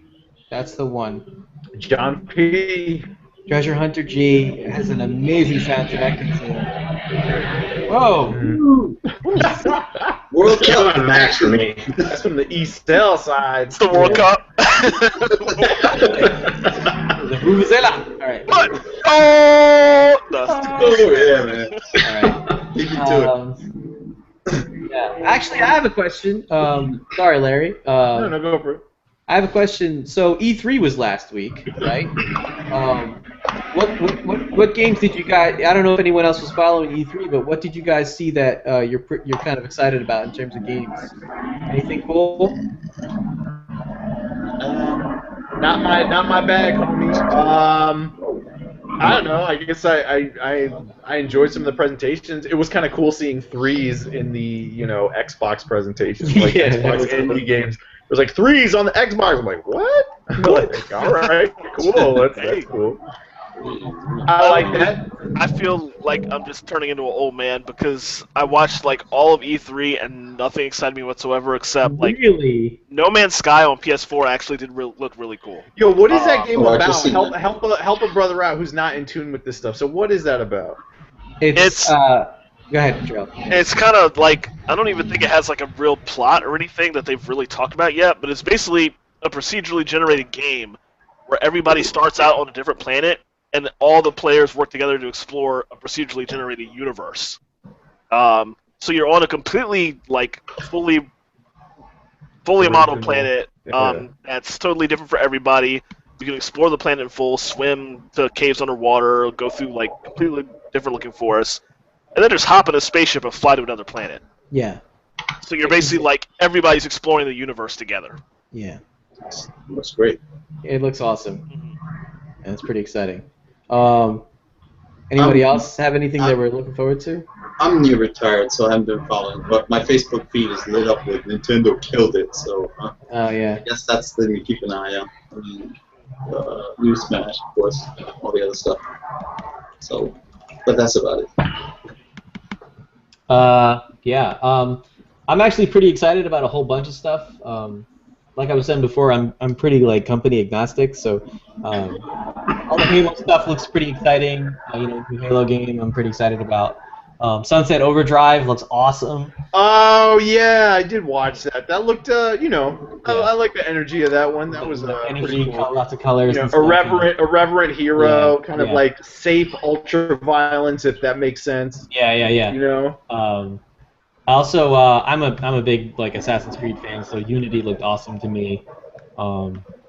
I'm looking forward to playing some Unity, Assassin's Creed Unity. That's gonna be really fun. Yo, any thoughts on the whole hubbub with Ubisoft and not having a female lead and kind of kiboshing discussion of having a lead?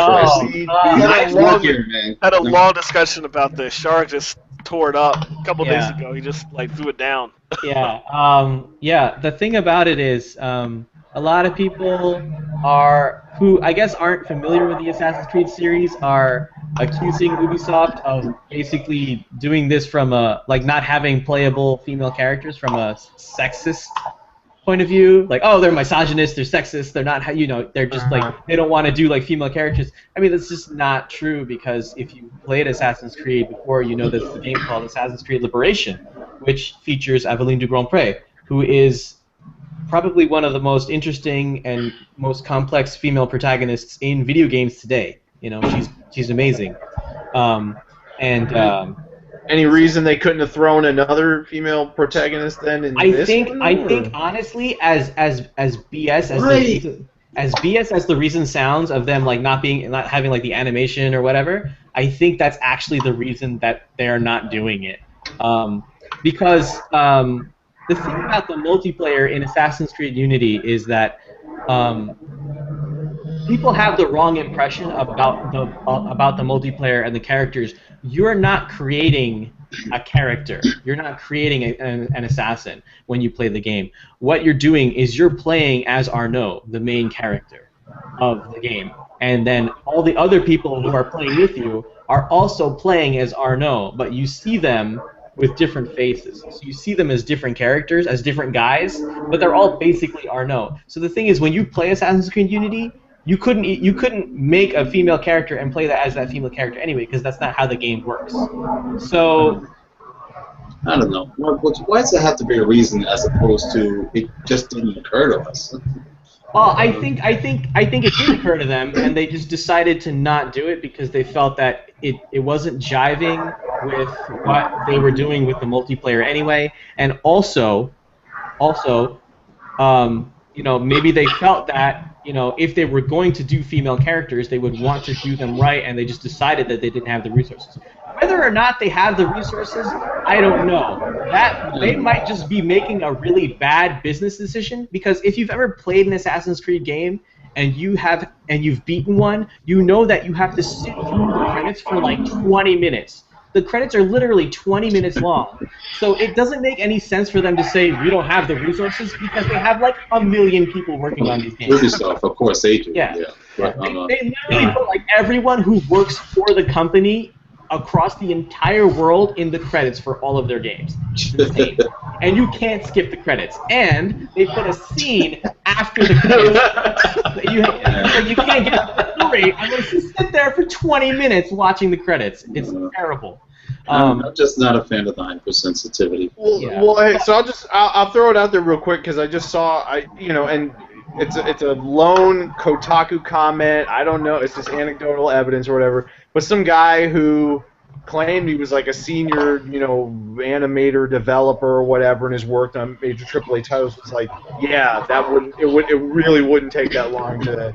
Yeah, and that's why I'm saying. That's why I'm saying, even though that's the reason they're giving, it's possible that they believe that reason is legitimate, and they're just making a bad call. Like the guy who's in charge of like allocating the resources for the animators is just making a bad decision. That's probably what it boils down to. And it's not. I don't think it's coming from any kind of like, oh, we don't want to have playable female characters because women. Boo. I don't think that's what's happening, because that's not really the track record that Ubisoft has with the series.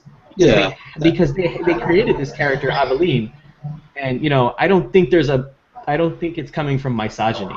That's my opinion of it. Yeah, that's what I mean. I think the core problem is, if you're doing an Assassin's Creed game about the French Revolution, why isn't the main character a female?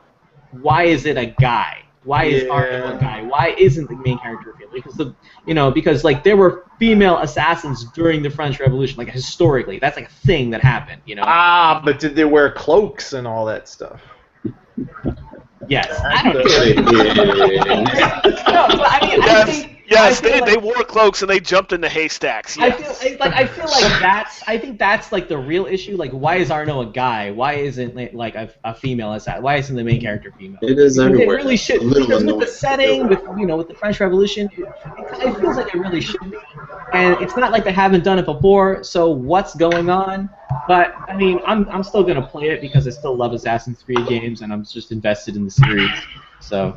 I have a residence on the corner. Chill the F out and calm the F down. So I guess I don't see it. So I kind of talked at length about that, but no. Any other E3 thoughts though? Because you mentioned you were hyped for Sunset Overdrive, which was pretty cool. Anything else though that you're feeling? I'm pretty excited about Uncharted 4. I love Uncharted. Hey, what was that game that kind of reminded me of like a not Studio Ghibli, or no, kind of, yeah. What I guess what was that? It was. Xbox. It's an Xbox One like 2D game. I forget the name, but it looked beautiful. Really good, yeah. What was that called? Damn it! Somebody look that up. Maybe we'll remember. Maybe someone on Twitter will say, "Hey, yeah."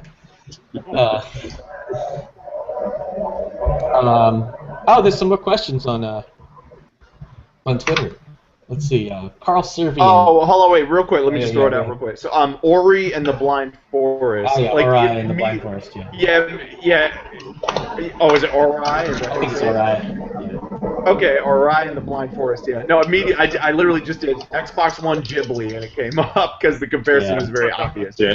So, yeah, that was pretty easy. I do like Toby's questions here because he asked a question about FL, and then he's like, scratch that, I got a question I'm more interested in, as if we can't handle 2 questions. We got you, bro. You got both questions. It's all good. Okay, so I guess Toby's first question is, I've never done a remix, but I love OCR, and I'm an FL Studio owner. What advantages does FL give you? Let's have Mikeaudio answer Mike, first, and Mike then I answer. can mute. And then after he's done, I can mute him. Yes. It's a little out of control. The ambient noise is like super loud on their end. Here, I'll close the window. It's all good. All right, well, somebody else take Larry, it. he was gonna close the window before, but you were like, no, don't close the window. It was one noise. It was one random noise, and that was it. And then, of course, it went. The monster truck rally. Saturday.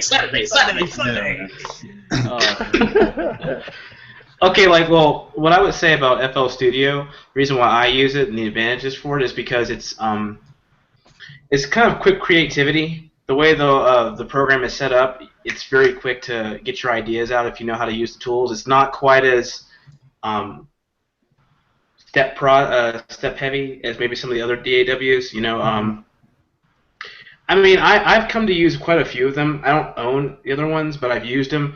It boils down to a matter of preference, really. I mean, I just so happen to own FL Studio. I just so happen to spend more time with that, and so, I would say that it's mostly preference, but I will say that FL Studio does have a quick creativity flow to it. It's pretty quick to get right to it, and you can also make your own templates too. So then you can really just open up the program and just start working right away if you put enough time into it. Yeah, I'm as an FL Studio user, I'm gonna say the same thing. I think FL Studio's biggest advantage is the workflow. It's just very quick. Once you figure it out, and it's a pretty straightforward workflow too. I mean, it's not something you have to think about for 8 hours and sort of wrap your head around. How do I do anything in this? And once you get it, it's like, oh, it just makes perfect sense. You create a pattern, throw the pattern into a playlist, voila. I mean, it's pretty simple. So I think that's an advantage. Another advantage is you can use VSTs and a lot of different kinds of sounds in it. It's very extensible in terms of sounds and stuff. There's a lot of nice built-in effects. So there's a lot of different things you can do with it without having to break the bank. It's affordable, it's extensible, and it's straightforward. I think that's one thing I wanted to mention because I'm not sure there aren't any other DAWs at the moment that still offer free updates for life. Yeah, I was actually getting ready to say that. That's actually really big. That's a big money saver there. Yeah. I bought FL Studio when 4 came out, and I have not paid for an upgrade. I mean, I might have bought some add-ons, but I've never actually paid for an upgrade, to FL Studio. Yeah. Since then, and now we're up to 11, and 12 is coming out now. So. Yeah, if you were lucky to get one of the early versions where the level for free updates was less than it is now. And you're still enjoying it. That's free updates for life. You buy it once and they just, hey, there's a new version's out. Make sure you update. Okay, thanks. That's all. Yeah, and it's a new one, so it's like, when you install, you get 11. You still have 10 in your computer. Yeah, you still have 10. So 9, 8, whatever you feel like getting rid of. Try the new one out until you're used to it, and then get rid of the old one. Copy all your old settings over. Or keep the old one. They let you keep it. Yeah, you just keep it, and it still works. I was talking with a rival a couple months ago about this. He still has back to FL6 on his computer for compatibility reasons. I think I go back to. I think I have 8. I think I go back to 8. I have 8 on my computer. I have 9 on my first laptop. XP. So not bad.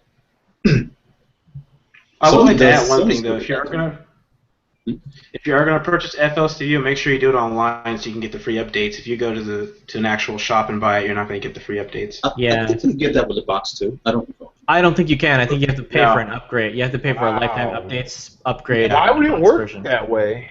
I don't know. Mine was a box. When I got, I believe 8, and I got it, but I don't recall. So I could have sworn that was also included. Yeah, I don't know. So Toby also asks, I'm actually more interested in knowing how you each got where you are within OCR.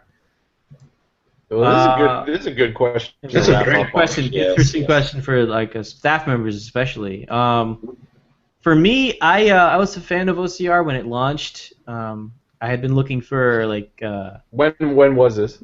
This back in 1999 when it launched.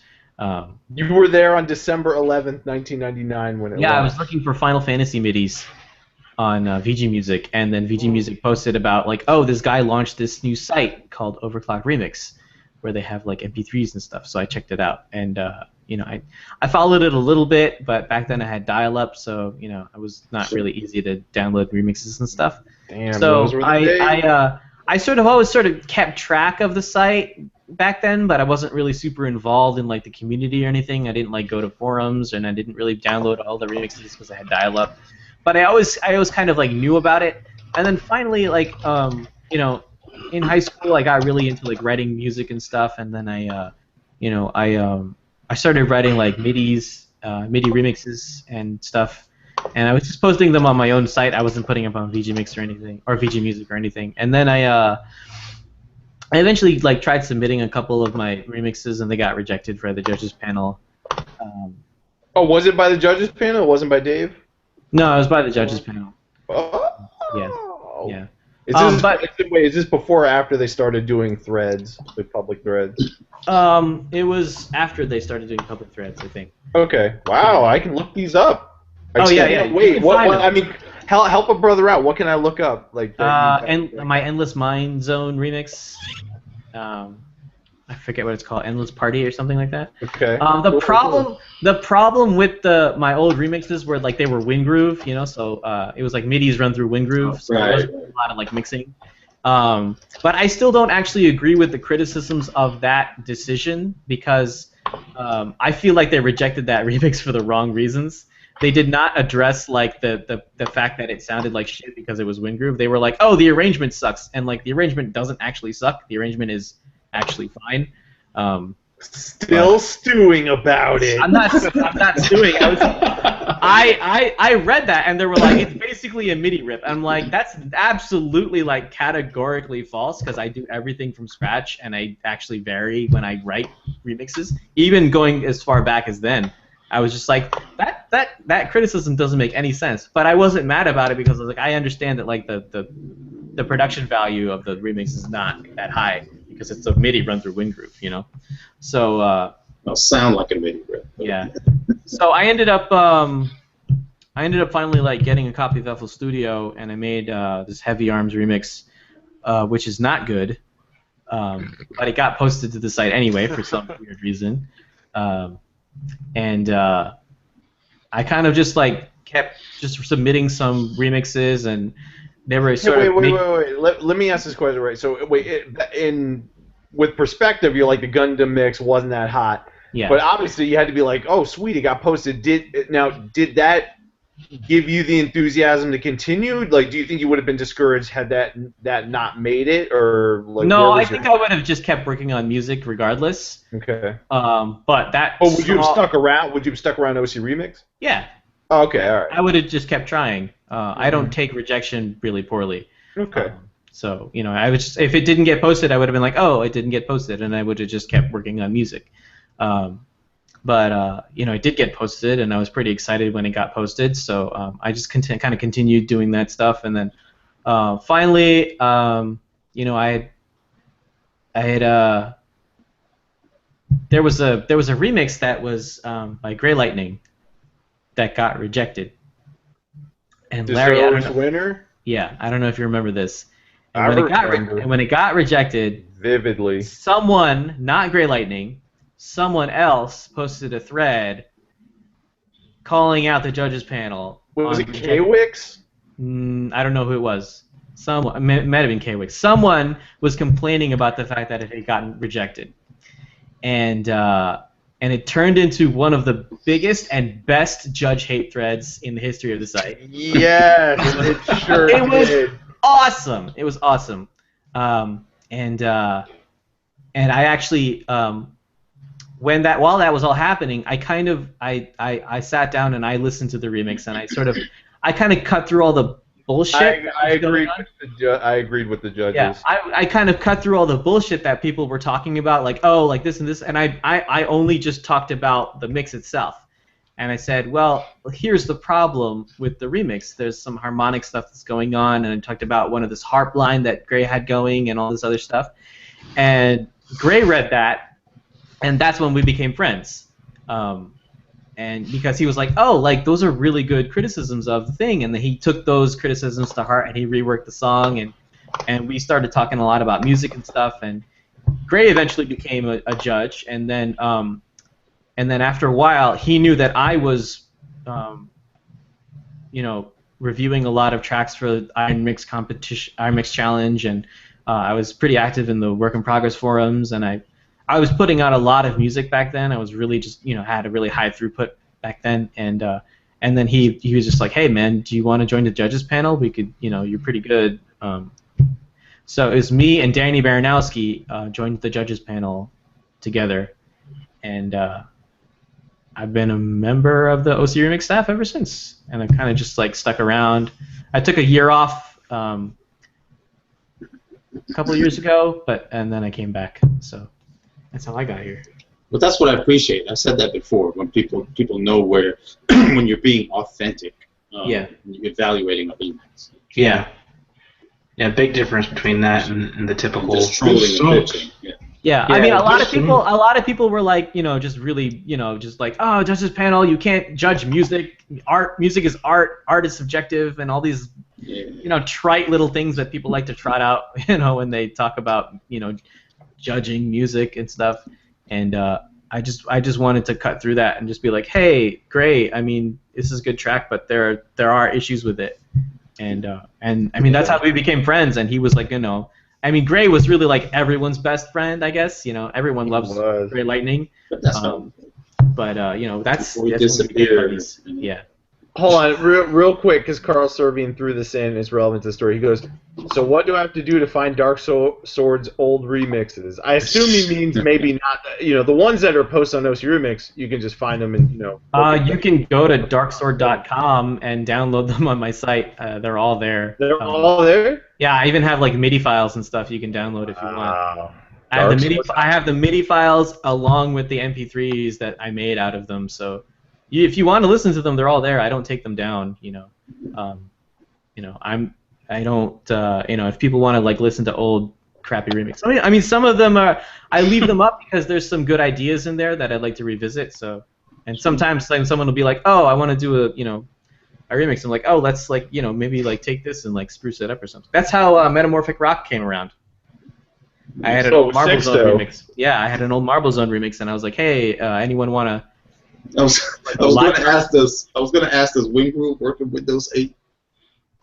No, it doesn't. Nothing works with Windows 8. No, Wingroove doesn't even work with Windows 7, and I don't think it works with Vista either, because Wingroove, the installer for Wingroove, is 16-bit. Oh, yeah. You can't run 16-bit applications on Windows Vista or Windows 7. So if you want to use Wingroove, you have to install an XP. Right, take it back. An XP virtual machine. There's got to be a WinGroove VST by this point. No, I've looked. Really? There isn't. Nah, but that's why I keep my old, my original desktop computer and keep XP on that for the older stuff. Yeah. And like internal MIDI is like, MIDI is not like an option anymore in Windows. It's not really it used to be like you could go and set like the MIDI device for Windows, and that's what like. Yeah, that sucks. It's just not easy anymore. It's just not there anymore. I mean, MIDI still exists in like the operating system, but it's not something that's exposed like that anymore. So. You're stuck with their bullshit. So, Jose, how did you find OC Remix? How did you come up with OC Remix? It was already a blur, a big fat blur from around 2006. Well, I won't go into the Knuckles Unknown from MC. I listened to stuff in game shops, and I said I wanted to get in on that once I found out where it was from. Made the mix over a period of 2 years, submitted that. It was nice. The right people dug it, so I appreciate that. Afterwards, as far as staff, I don't even recall. I just know after that, a couple years after, I was farting around with Vegas 5 because I found a good deal of it up in B&H many years ago. It came with SoundForge, so I was finally editing videos on a better level than what I used to do when I had just 2 VCRs, flying erase head and all that bullshit, and taking that real. Well, anybody who tried to edit on VHS decks know what that's like. Much easier now on a computer. and I got good at it. I don't remember how it got the attention of the community. I just know I did a couple things. Someone was I asked to do that? I put together. All right, this is the original song, and this is the remix. I had a video put together. I believe it's still on my channel from way back. Oh, really? I gotta. Yeah, if you can find that, I'll have to dig that up. And Kindred was one of them. I forget what else. But it's still there, you know. That and the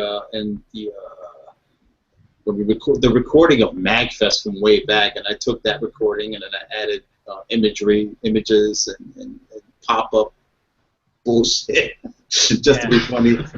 That's there too, still there. But apparently it impressed Dave enough for him to contact me one day and said, we're about to release Final Fantasy IV. What the hell is the album title? We just talked about Echoes of Betrayal, Light of Redemption. That's a terrible title. But yeah, he asked me if there's something I could put together. I said, yeah, sure, I guess I could. Before I realized it was a short time frame. What else is new? Short turnaround. Before this was, we had to head to Otakon. I forgot the date. But the thing I remember about that is I was like 3 seconds away from leaving for Baltimore before I finished that video. Wow. I literally did a final render and packed up everything and ran out the door. Wow. And we all met up at the Tiernanag and I showed everybody the trailer. So it was like, cool. After a couple more of those, I guess in the middle of the second or third, I became staff. Yeah, let's put him on staff. Call him what? No idea. Media editor was the best. Yeah, was the best we could come up with. Like when we were trying to come up with Jarrell's title, like, event and merchandise associate. We're a bunch of wordsmiths, but we can't come up with good titles. Yeah, Jarrell, how did you become the events and merchandise associate? Oh my goodness. Okay, it's like me getting involved with OCR is way more complex than me becoming the events and merchandise associate. It's like it was just random ass. What in the world happened? So me and OCR was kind of similar to Jark, except I actually found out about OCR through the comic, because I was reading the comic way back when Dave was actually doing the OverClocked comic. Yeah, OverClocked. Wow. And I saw the update on his site when he put OCR up, so I was like, let me check this out, and been following it ever since. Damn. Yeah, I didn't join the community until like 2007 though. Yeah. But I've just been in the community, haven't really been submitting any music to OCR, but I've been following, chatting with everybody, listening to the music and enjoying it. And then getting on staff just happened because every time that I was at a convention that OCR was at, I just ended up helping everybody with the merch. Which they could trust me at least because I'm friends with like half the staff that lives in the DC, Virginia, Maryland area. So I'm always hanging out with them. They knew I was like, I could help with stuff. So I was just like helping with merch. And then after a while, you guys all decided like, we should just make him the merch staff. Yeah. And that was like, just usually how it works. And that's what happened. Yeah. Yeah. And we're both veterans of VG music before that. Yeah. That helps. Yeah. We got that cred. I found that interesting because that was before I knew. And I was like, oh shit. Oh, yeah. Oh. And where Roger was Buster Tunes. Yes. That kind of thing. Yeah. So it was good seeing that. I think we already know how Larry got on staff. He's told this story like a bunch of times. Yeah, I've told it a couple times, yeah. So, let's see what other questions we got on. Oh, I guess, yeah. Will. Hello. How'd you get involved? How'd you get involved in OCR? How did you get involved? Exactly. Hey, aren't you glad I'm here? Judge. How'd I get involved in OCR? I'd already been doing remixes for about a year before I found out about OCR. I was slowly conquering YouTube, and a wasteland. And then some guy said you should submit your stuff to OCR. You do really well there. So I went there and I I looked up. I can't remember what I looked up, but the first artist that I found on OCR happened to be blind. Wow. And I listened to this one track that he did, and I just thought to myself, well, fuck, I'm screwed. I'm never going to be as good as this ever. Wow. I like blind is probably the best person to find first because High. Yeah. it's probably the highest on the website that I've seen in terms of consistent quality. Mhm. But then I thought to myself, I'll submit something anyway. I'll see what this judges panel is like, and I got decimated by the panel because I submitted a shitty remix, and rather than getting butthurt, I just resolved to take over OCR very slowly. And That's really contagious, man. That's how it's done, folks. I figured it was the sort of place where I could increase my my exposure and learn more as a musician. So I used that to my advantage, and here I am. So Amazing. Mike. Oh, wait. Let me just throw this real quick, just because I see Carl asked. He said, I was talking specifically, when he was asking where to get the old stuff, I was talking specifically about DarkeSword's Endless Mind remix. Where can I find that submission to OCR? Again, DarkeSword.com. Check out the arrangement section. And there it is, Endless Mind Zone, Endless Partay Mix. Partay, yes. Partay. Endless partay. How old are you young again? I was like 10 years younger when I did that. Lovely, lovely. Yeah. Brilliant. Partay. Yeah. Anyway, Mike, go for it. You guys should listen to all those old remixes. They're both terrible and awesome. Just like, oh god, what was he thinking? It's great. I'd probably better get going because it's kind of late. It's like almost 4 o'clock over there, isn't it? It's almost 4 o'clock. Yeah. I've got to get up at about midday, so I've probably got to go to sleep now if I want to achieve that. All right, later, man. All right, dude. See you later, Will. See ya. Bye, Mike, how did you get involved with OC Remix? Actually, I got turned on to OC Remix. Before that, I had been a VG music head. I just would go to that site every time. You were in the darkness, homeboy. Yeah, I was way back. No, I mean like literally your room. You were in the darkness. You were swallowed by the darkness. Turn the light on, bro. Light it up, dog. There you go, man. Close the window. Yeah, let's see here. Awesome. Yeah. While he is adjusting that, I will not recap my whole story, but I will just say the level in which I first got involved in OCR was as a fan, and back when this is pre-torrents, pre-everything, whatever. I looked at the website and I noticed that there were a bunch of remixes that had mixed titles that were the same as the original song. And I know that OCR discouraged that, so I PM'd DJ Pretzel and I said, hey, I've actually contacted a bunch of artists to see if they had any unique names for their remixes, and here's what I got. And he goes, oh, awesome, man, I appreciate you doing that. And that was my first involvement with OCR as a fan. I'm happy to help. Nice. That's awesome. Yeah. Go for it, Mike, now that you're well lit and illuminated. Yeah. Oh, wow. Illumination has taken place.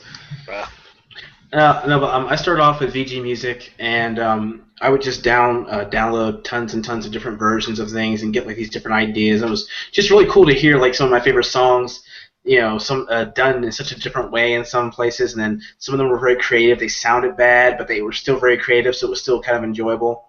And my cousin actually knew that I was really big on VG Music and that I was really big in video game music in general. And he was like, hey, you need to check out this one site called OC Remix. And I'm like, OC Remix? And this is back in like 2004. And the first 2 mixes I heard was Children of the Monkey Machine, Decay of Hope. Yes. Yeah. That was one of the first ones that I heard, and I remember hearing that, and I'm just like, this is the most evil remix I've ever heard. Yeah. I'm like, this is ridiculously gritty, and it was awesome at the same time. Yeah. And the second one was Electric Clouds by Po Suyan. Yeah, and I heard that, and it was like this smooth, just laid back, nice little violin solo in the middle of it, and it was just like, this is amazing. It's like real audio. It's not MIDI. It's like it's like real audio. It's real media, real player. It just sounded so great. So after that, I pretty much got into it, but I would just on and off go back and listen to some of these mixes. The third person I listened to was Blind, and it was actually his Aquatic Ambience remix from Blue Vision. Yeah, Blue Vision. And I heard that, and the sound was so clean, and I remember that bugged me when I listened to that, because it was the sound was so well mixed. It was just like you just wanted to just lay back and just listen to it over and over again. It was so cool, and so that was kind of how I got into OC Remix. But I didn't get posted until like 2011, because what had happened was I had a few mixes. I did one. My first remix was Aquatic Ambience from Donkey Kong, and I actually had different names. You might remember this actually, Larry. My name wasn't Mikeaudio at the time. It was actually Mike Dissonant. Oh, okay. Oh, I don't know if you remember that, but my name was Mike Dissonant, and I sent in the Aquatic Ambience. It was called Depths Unchained, and it was horrible, horrible, horrible stuff. I was using like the samples that came with FL Studio. Like, it wasn't even like any really good samples that I had bought. It was just like very plain. I didn't know how to mix them. I didn't know how to do anything, and I got rejected. But it was amazing because all of the feedback I got was above my head at the time, because I had no one to teach me any of this stuff. And that actually was what helped me go back and start actually researching about mixing and audio engineering and mastering and plugins and samples and things like that, because it was so above my head at the time that I was just like, crap, I need to really do some research. Yeah, so I have no idea what they're talking about. Yeah, I was like, I really don't know. Aside from like the time markers that they're mentioning, I really have no idea what they're talking about. So that inspired me to go into That's the thing that happens when you come from like just knowing music, because I consider myself more of like a composer and arranger than a producer too. Yeah. And when people start talking about like they get into the really like gritty minutia of mixing and like frequencies and all this other stuff, I'm still like a little bit lost sometimes. I just I'm just really focused on like good part writing, balancing the part writing, and making sure you write to your samples and write to your instruments, keep your instruments in mind, and that's kind of like a lot of my production comes from just writing, just from the writing, So I think the difficulty with being a composer first and then a producer is that you try to replicate what you hear in your head and you never can get there. It's like you constantly have to say, okay, this is what I hear. What can I substitute this for? Yeah, what is an acceptable approximation of what I'm hearing in my head? DIY engineering is no joke.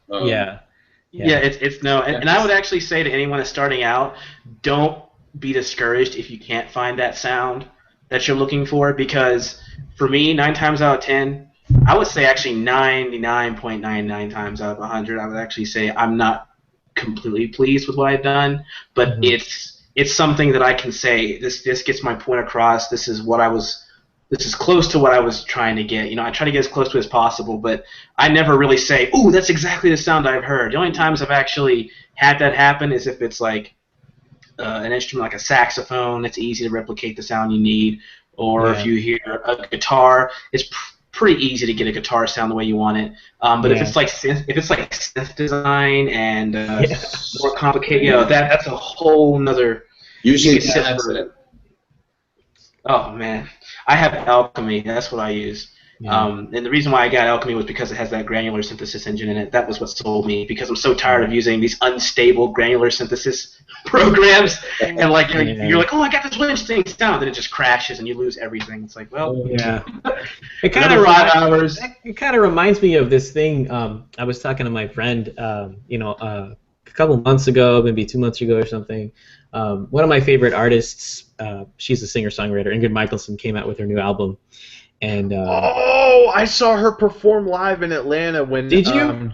John T. I'm like John T. Absurdly wait. So Jig and John T was touring with Greg Laswell, and both of them came to Atlanta and performed. So John was backing up with Greg Laswell, but yeah, dude, I didn't even come to see her. I came to see John, and I'm just like, dude, she is amazing. She's honestly, like, no joke, she's my favorite vocalist, like, ever.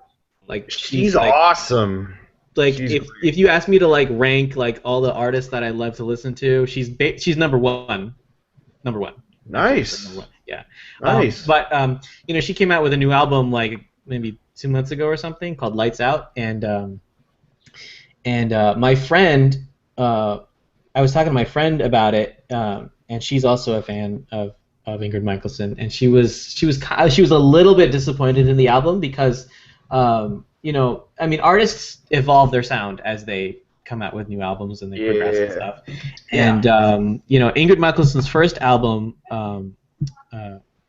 was a lot more intimate, I guess, because she started out indie and as a singer-songwriter, and it's a lot more intimate and a lot lower key, and her recent albums are a little bit more poppy and have a little bit more of like a refined sound and more electronic stuff going on. So my friend was like, oh, I don't like it when artists do that, because you sort of fall in love with what they started out with, and then they start doing all these other things that you were kind of like trying to get away from when you got into this music. And I said, well, the thing about it is sometimes when you're starting out as an artist, there are certain things you want to do, certain sounds you want to create, certain styles of songs you want to write, but you're not able to do that because you either don't have the resources and you don't have the know-how. Yeah. And then for some artists, part of their musical career and part of their musical development is just gradually approaching the kind of music that they wanted to make in the first place. Yeah. And I don't know if that's necessarily true for Ingrid Michaelson. I don't know if this is necessarily true for everyone, but I feel like that is true for a lot of people. It's certainly true for me. There's a certain kind of music that I wanted to write when I started out, especially with FL Studio. My first remix with FL Studio that I really, that I put out on OCR Remix is like this really crappy 4-on-the-floor dance track, and that's not really the kind of music that I want to be writing. That I wanted to be writing, but that's what I was able to do at the time. And then I sort of got into, you start learning your tools and you start developing more, and you start sort of approaching, the kind of music that you want to make. And then at the same time, you're also sort of developing and learning new things, and sort of maybe you're shifting directions a little bit too, and you're not necessarily hitting like what you originally wanted to do, but you always want to go in the direction of what you think is better. That doesn't necessarily mean better for the fans. Fans can be fickle like that, but I hope that's what every artist goes for. Yeah. So I would also say, like, don't be squeamish about listening to your old stuff either, because sometimes you'll catch something that you did back then that is something you actually want to hold on to. Like, I know that there were some old songs I did back in, like, 2007 when I first started getting into music production, like, on a computer, not on a keyboard. And at first I was like, after I started getting better, I was like, okay, I'm shunning this. I don't even want to remember this. I don't care. I'll just save the MP3s and the files. I'm never going to listen to it. And then I went back and listened to it not too long ago, and I'm like, the way I wrote the melody here, that's actually something I could use with what I do now. And so, like, don't ever be squeamish. Don't ever be squeamish about hearing your old stuff. It's not something to be embarrassed about, really, because everyone starts somewhere, and that kind of ties in with OC Remix a lot, because the judges are really there to help you. And I know that that's like a kind of a cliche phrase now. Like, people say that in like a sadistic way on the internet. The judges are here to help you. They're just like, and everyone's like, oh, the judges. But I mean, they really do. I mean, just because they gave me that advice on my first mix, I was reminded, like, oh wow, I really should go research, and I should go read about this, and I should actually learn what I'm doing. I shouldn't just try to throw this together and send it out. You know, I can really embarrass myself there. So. This talkback is going long. It's already 11 o'clock at night over here. Yes, it is. I'm getting hungry and thirsty. Yeah, there's one question we got. Demean Sonic asked on YouTube, guys, are there any plans for making an arrangement album for the Battletoads series? No.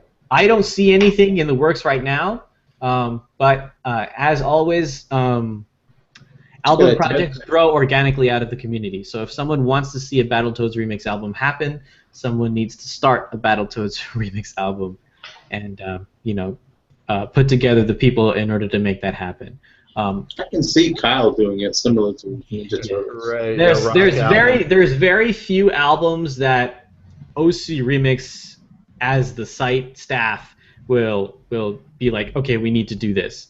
It was basically, I think, like Final Fantasy VI and possibly 7. I think 7. I'm not sure. Sure. But 6 was definitely like, we want to do it. We want to organize it. But aside from that, the vast majority of albums that come out of OverClocked Remix are organically grown out of the community. Yeah, somebody goes, I really want to see an album of this, and I'm willing to put in the effort to talk to the artist, organize it, actually have the enthusiasm to last beyond, a week of wanting it to happen and really wanting to stick it out. I mean, Nutritious, and he wasn't the original director, but the Super Mario 64 album took 7 years, and it went through 4 different directors, but it eventually finished. But you need people to keep it alive and have the will and the drive to make an album happen. It doesn't just happen. And I would just say real quick on Battletoads, I mean, like, as much as I love Dave Wise, Battletoads, especially the original game, I'm not thinking of like the spin-offs like Battletoads, Double Dragon, all that kind of stuff, but like, I mean, the music's out there, don't get me wrong, but it's like, man, there are not that many gamers that actually got through to all those levels and like have that connection with the music. The game was hard, man. Yeah. That game was ridiculously difficult. It was impossible, dude. I can't do that. The second jet ski level, I got through it maybe one time. You know what I'm saying? Like, the thing was insane. That game was so difficult. One of the most difficult games I've ever played. Easily. I feel really bad for the people who played that original game with like co-op 2 people. Yeah, because you hit each other. You're killing each other. It's like you fight the ball. You start hitting your other. You can't beat the game because you would kill each other before you got past the second level. So it was just impossible. I picture the game developers like in the room, like, we should throw this in there. We should make it so that it's friendly fire and just kind of see if anyone can actually beat it. And they're just kind of like laughing. They hear people talking about like, I can't beat it because I can't move. And it's like laughing about it. And yet, Rare still became a top developer. Just anybody else have to be out of business. I love how you give us here. Yeah, I love how fun that is because it's like, honestly, when I play stuff, there were games maybe like Double Dragon where you could do the 2-player A or the 2-player B, and A is just you can't hit each other, and then B you could beat the bejesus out of each other while you're playing the game. And it's just, I love how they threw that in. But Battletoads, you have no choice. So like go out, dude. You have no choice. You're just gonna start like headbutting each other and stuff. It's crazy. But anyway. Battletoads is probably the side-scroller beat-em-up version of Contra. So there's no way you can actually be like, okay, we're gonna take our time. We're not gonna hit each other. It's like there's too much stuff getting thrown at you. You can't even really decide to do that. Like by the time the first enemy comes in, here comes a wave of enemies. It's like the side-scroller beat-em-up version of Contra, practically. Like if Contra had friendly fire, good luck. Like you just might as well play yourself. Oh wow! Yeah, dude, for sure. What is it? Just real quick. Let me just read real quick. So Toby says, "Thanks so much for taking time with me. I love hearing and learning from other people's growth processes. Stay cool." Yeah, thanks for the questions, dude. Hashtag OCR Talkback. Feel free to ask anybody out there that has more questions. Like Shark said earlier in the show, you don't need to just ask them during the show. Tweet it out during the week, and we're totally going to catch them and throw them on the next episode once we get to them. So we're always glad for your questions. I think, Mike is the only non-regular regular. So what is it? If he has something to plug, he can plug away. But otherwise, I think we're all good, and we're gonna wrap it up. Let's close it up. Mike, anything you want to promote? Actually, it's an answer. It's a plug, but it's also an answer to Larry's question he had earlier about a game that was more obscure, that had a soundtrack that affected me. It's actually Joe and Mac for Super Nintendo. Yeah. If anyone has a chance to play that game was extremely fun. Not the second one, the first one. The first one had great music. It was really catchy. It was really fun, and it actually has a two-player A and two-player B as well. Two-player B, you actually get to jump on each other's heads and stack on top of one another, so you can get to higher heights, but you can also hit each other. So nice. Yeah, I would go as far as to plug that. Anyone has a chance, it's a really great game. And there's a second thing I want to say too. When you were talking about album projects, there are 2 album projects that I would like to see happen. I'm actually working on a few, I guess you could say essays, just kind of going through the ideas that I have for the projects. But I would like to see a Mischief Maker project album come about, and I would like to see a Mystical Ninja album come about, because I went back and listened to the music of those games, and the music is so beautiful. It's so cool, the music they have. Yeah, well, to talk to Palpable on that one. He'll get in on it. All right. Jarrell, anything you want to plug? I guess I will plug some of our upcoming conventions, because the first one is 2 weeks away. Yeah. So if you're anywhere near Reno, Flexstyle and Nutritious are going to be at the Reno Game Expo, July 5th. I believe Flex is doing a set, so that should be pretty awesome. Nice. And then for folks on the other side of the country, several of us here on Talkback tonight are going to be in Connecticut the following week, July 10th through 13th. So head up for there. Connecticut. Yep, check that out. Yeah, we have 2 panels at that event. So. Yeah, and they're going to have some good guests, I'm sure. Brandon Sanderson was there last year. They're going to have they have a lot of luminaries and whatnot, so it's going to be good. I'm looking forward to that. Okay, Jose, anything you want to plug? Drawing a blank. It probably would have been complete if I didn't speak about it earlier. Native Instruments got a lot of good deals going on for upgrades and cross grades. Something you might want to go and get. The only thing I don't like, the stuff that doesn't come with Complete 9. I was like, I don't get session horns. I don't get Alicia's keys, and a couple of others. But I can live with that for the time being. That's about it. Very cool. Larry, what do you want to plug? You want to plug the Patreon here? Oh yeah, man! Everybody get on that. We talked about it at the top, but let's talk about it at the bottom. Yeah, sure. For folks that are hanging in there, for sure. Patreon.com/OCRemix. Buy me a better webcam. No, I'm kidding. What is it? No, I get no money. But seriously, so we're doing we launched a Patreon a couple of or not even that long ago, like a week ago, and you can give steady monthly support to OC Remix. We got a lot of awesome goals that we're working on. We've already gotten 2 major ones and my McRib goal, so thank you very much, everybody. I donated the $5 for my McRib. I just want to go on record and say this that is not a tirade against McRib, right? We don't actually spend any of the Patreon money on food for Larry. Okay? We're not actually buying him a McRib. Wait a minute, man. Possession is 9/10 of the law, and that's in writing right there on there. So, this is not fair. I just want to make that clear in case anyone out there actually thinks that we're going to spend the $5 a month that you donate every month on a McRib for Larry. We're not actually doing that. It's actually going towards the site and supporting the music. Just to spite you, I'm going to do a McRib Patreon video where it's like my first the funny part is, if he does that, it's going to get at least 200 a month. Larry OG is creating a destroyed digestive system. What? I'm Larry. Ever. He's mad. He breaks 3,000 when we can't. All right, please continue, Larry.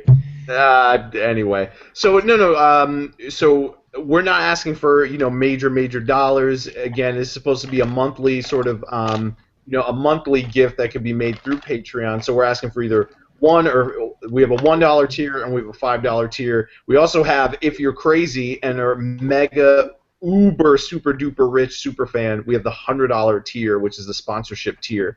But for everybody else, such as myself, who does not have that, we have the $1 and the $5 tier. If you give $1, you're awesome. You're going to get exclusive updates and whatnot. You're going to know what's going on in the community a little bit earlier than other folks as far as new projects and new things, new initiatives, site upgrades that are going to be coming up in the future that we're working towards. And then also, if you go to the $5 a month level, you get a free album from OverClockedRecords.com, our sister website. So we're going to be doing that once a month. You get a top of each month, you get a free album, and that's going to be awesome. More great music for you to explore and get a hold of. So and all that funding directly helps OC Remix improve and grow, and helps DJP and the staff do awesome stuff. And again, we're not pocketing anything. If we get mega rich dollars, then yes, maybe we can actually pay people to do some stuff. Yeah, we'll pay people to do work, but to do work. Yeah. So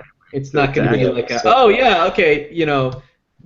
we hit 5,000, so here's 200. Go buy like a Yeah, like real pro development, maybe. Go buy half a Wii U. Yeah, you can buy half a Wii U. So anyway, a dedicated app, we're going to need that kind of development. Yeah. So anyway, So please do support it. Anything you can muster is important and does help, in a huge way. And again, it's infinitely appreciated. Yeah, we do appreciate it, and it's all about community. So everybody chipping in like a tiny bit does add up to a lot, and that's already happening. And keep in mind, we are also Patreon supporters. I know I'm a supporter, a patron for OCR on Patreon. I'm donating money I work for the site, and I'm donating money too. Me too. Yeah. It's a labor of love. So what do I want to plug? I want to plug. What do I want to plug? I don't even know. Come see us at ConnectiCon. Jarrell talked about that. If you want another way to support the site, there's the Mega Man album, For Everlasting Peace, 25 Years of Mega Man. It's an album we did in collaboration with Capcom. It's $10 digital, $18 physical. Buy the physical because it's gorgeous. And I also just want to plug OverClocked Remix. So make sure you follow us on Twitter at OC Remix, like us on Facebook, facebook.com/OC Remix, and subscribe on YouTube. You're watching on YouTube right now, so you should just subscribe while you're here. Again, please tweet questions all week with the hashtag OCR Talkback. And thank you for watching. It's getting pretty late, so I think we're going to go now. Good night, everybody. Let's all have some cereal. Oh, wait, one more thing. OC Remix of the Week. One more thing? I always forget. What's the OC Remix of the Week? Gundam Wing Endless Duel Heavy Arms. No, he's not allowing that. I was ready like, nope, come on, man. Come on. Battletoads, we got to pick something. You want a condom? Let's have some condom. Some what? Condom. Oh, Children of the Monkey Machine, huh? Someone should do a remix of Katamari Damacy in the style of Children of the Monkey Machine, and then call it Katamari Damacy.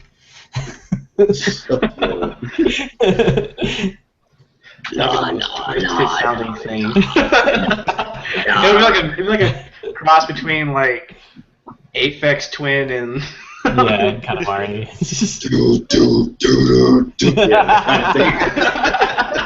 Super dark. Oh my God. Wow, that in and of itself was almost like, yeah, Jose, you should do a mix like that. Yeah.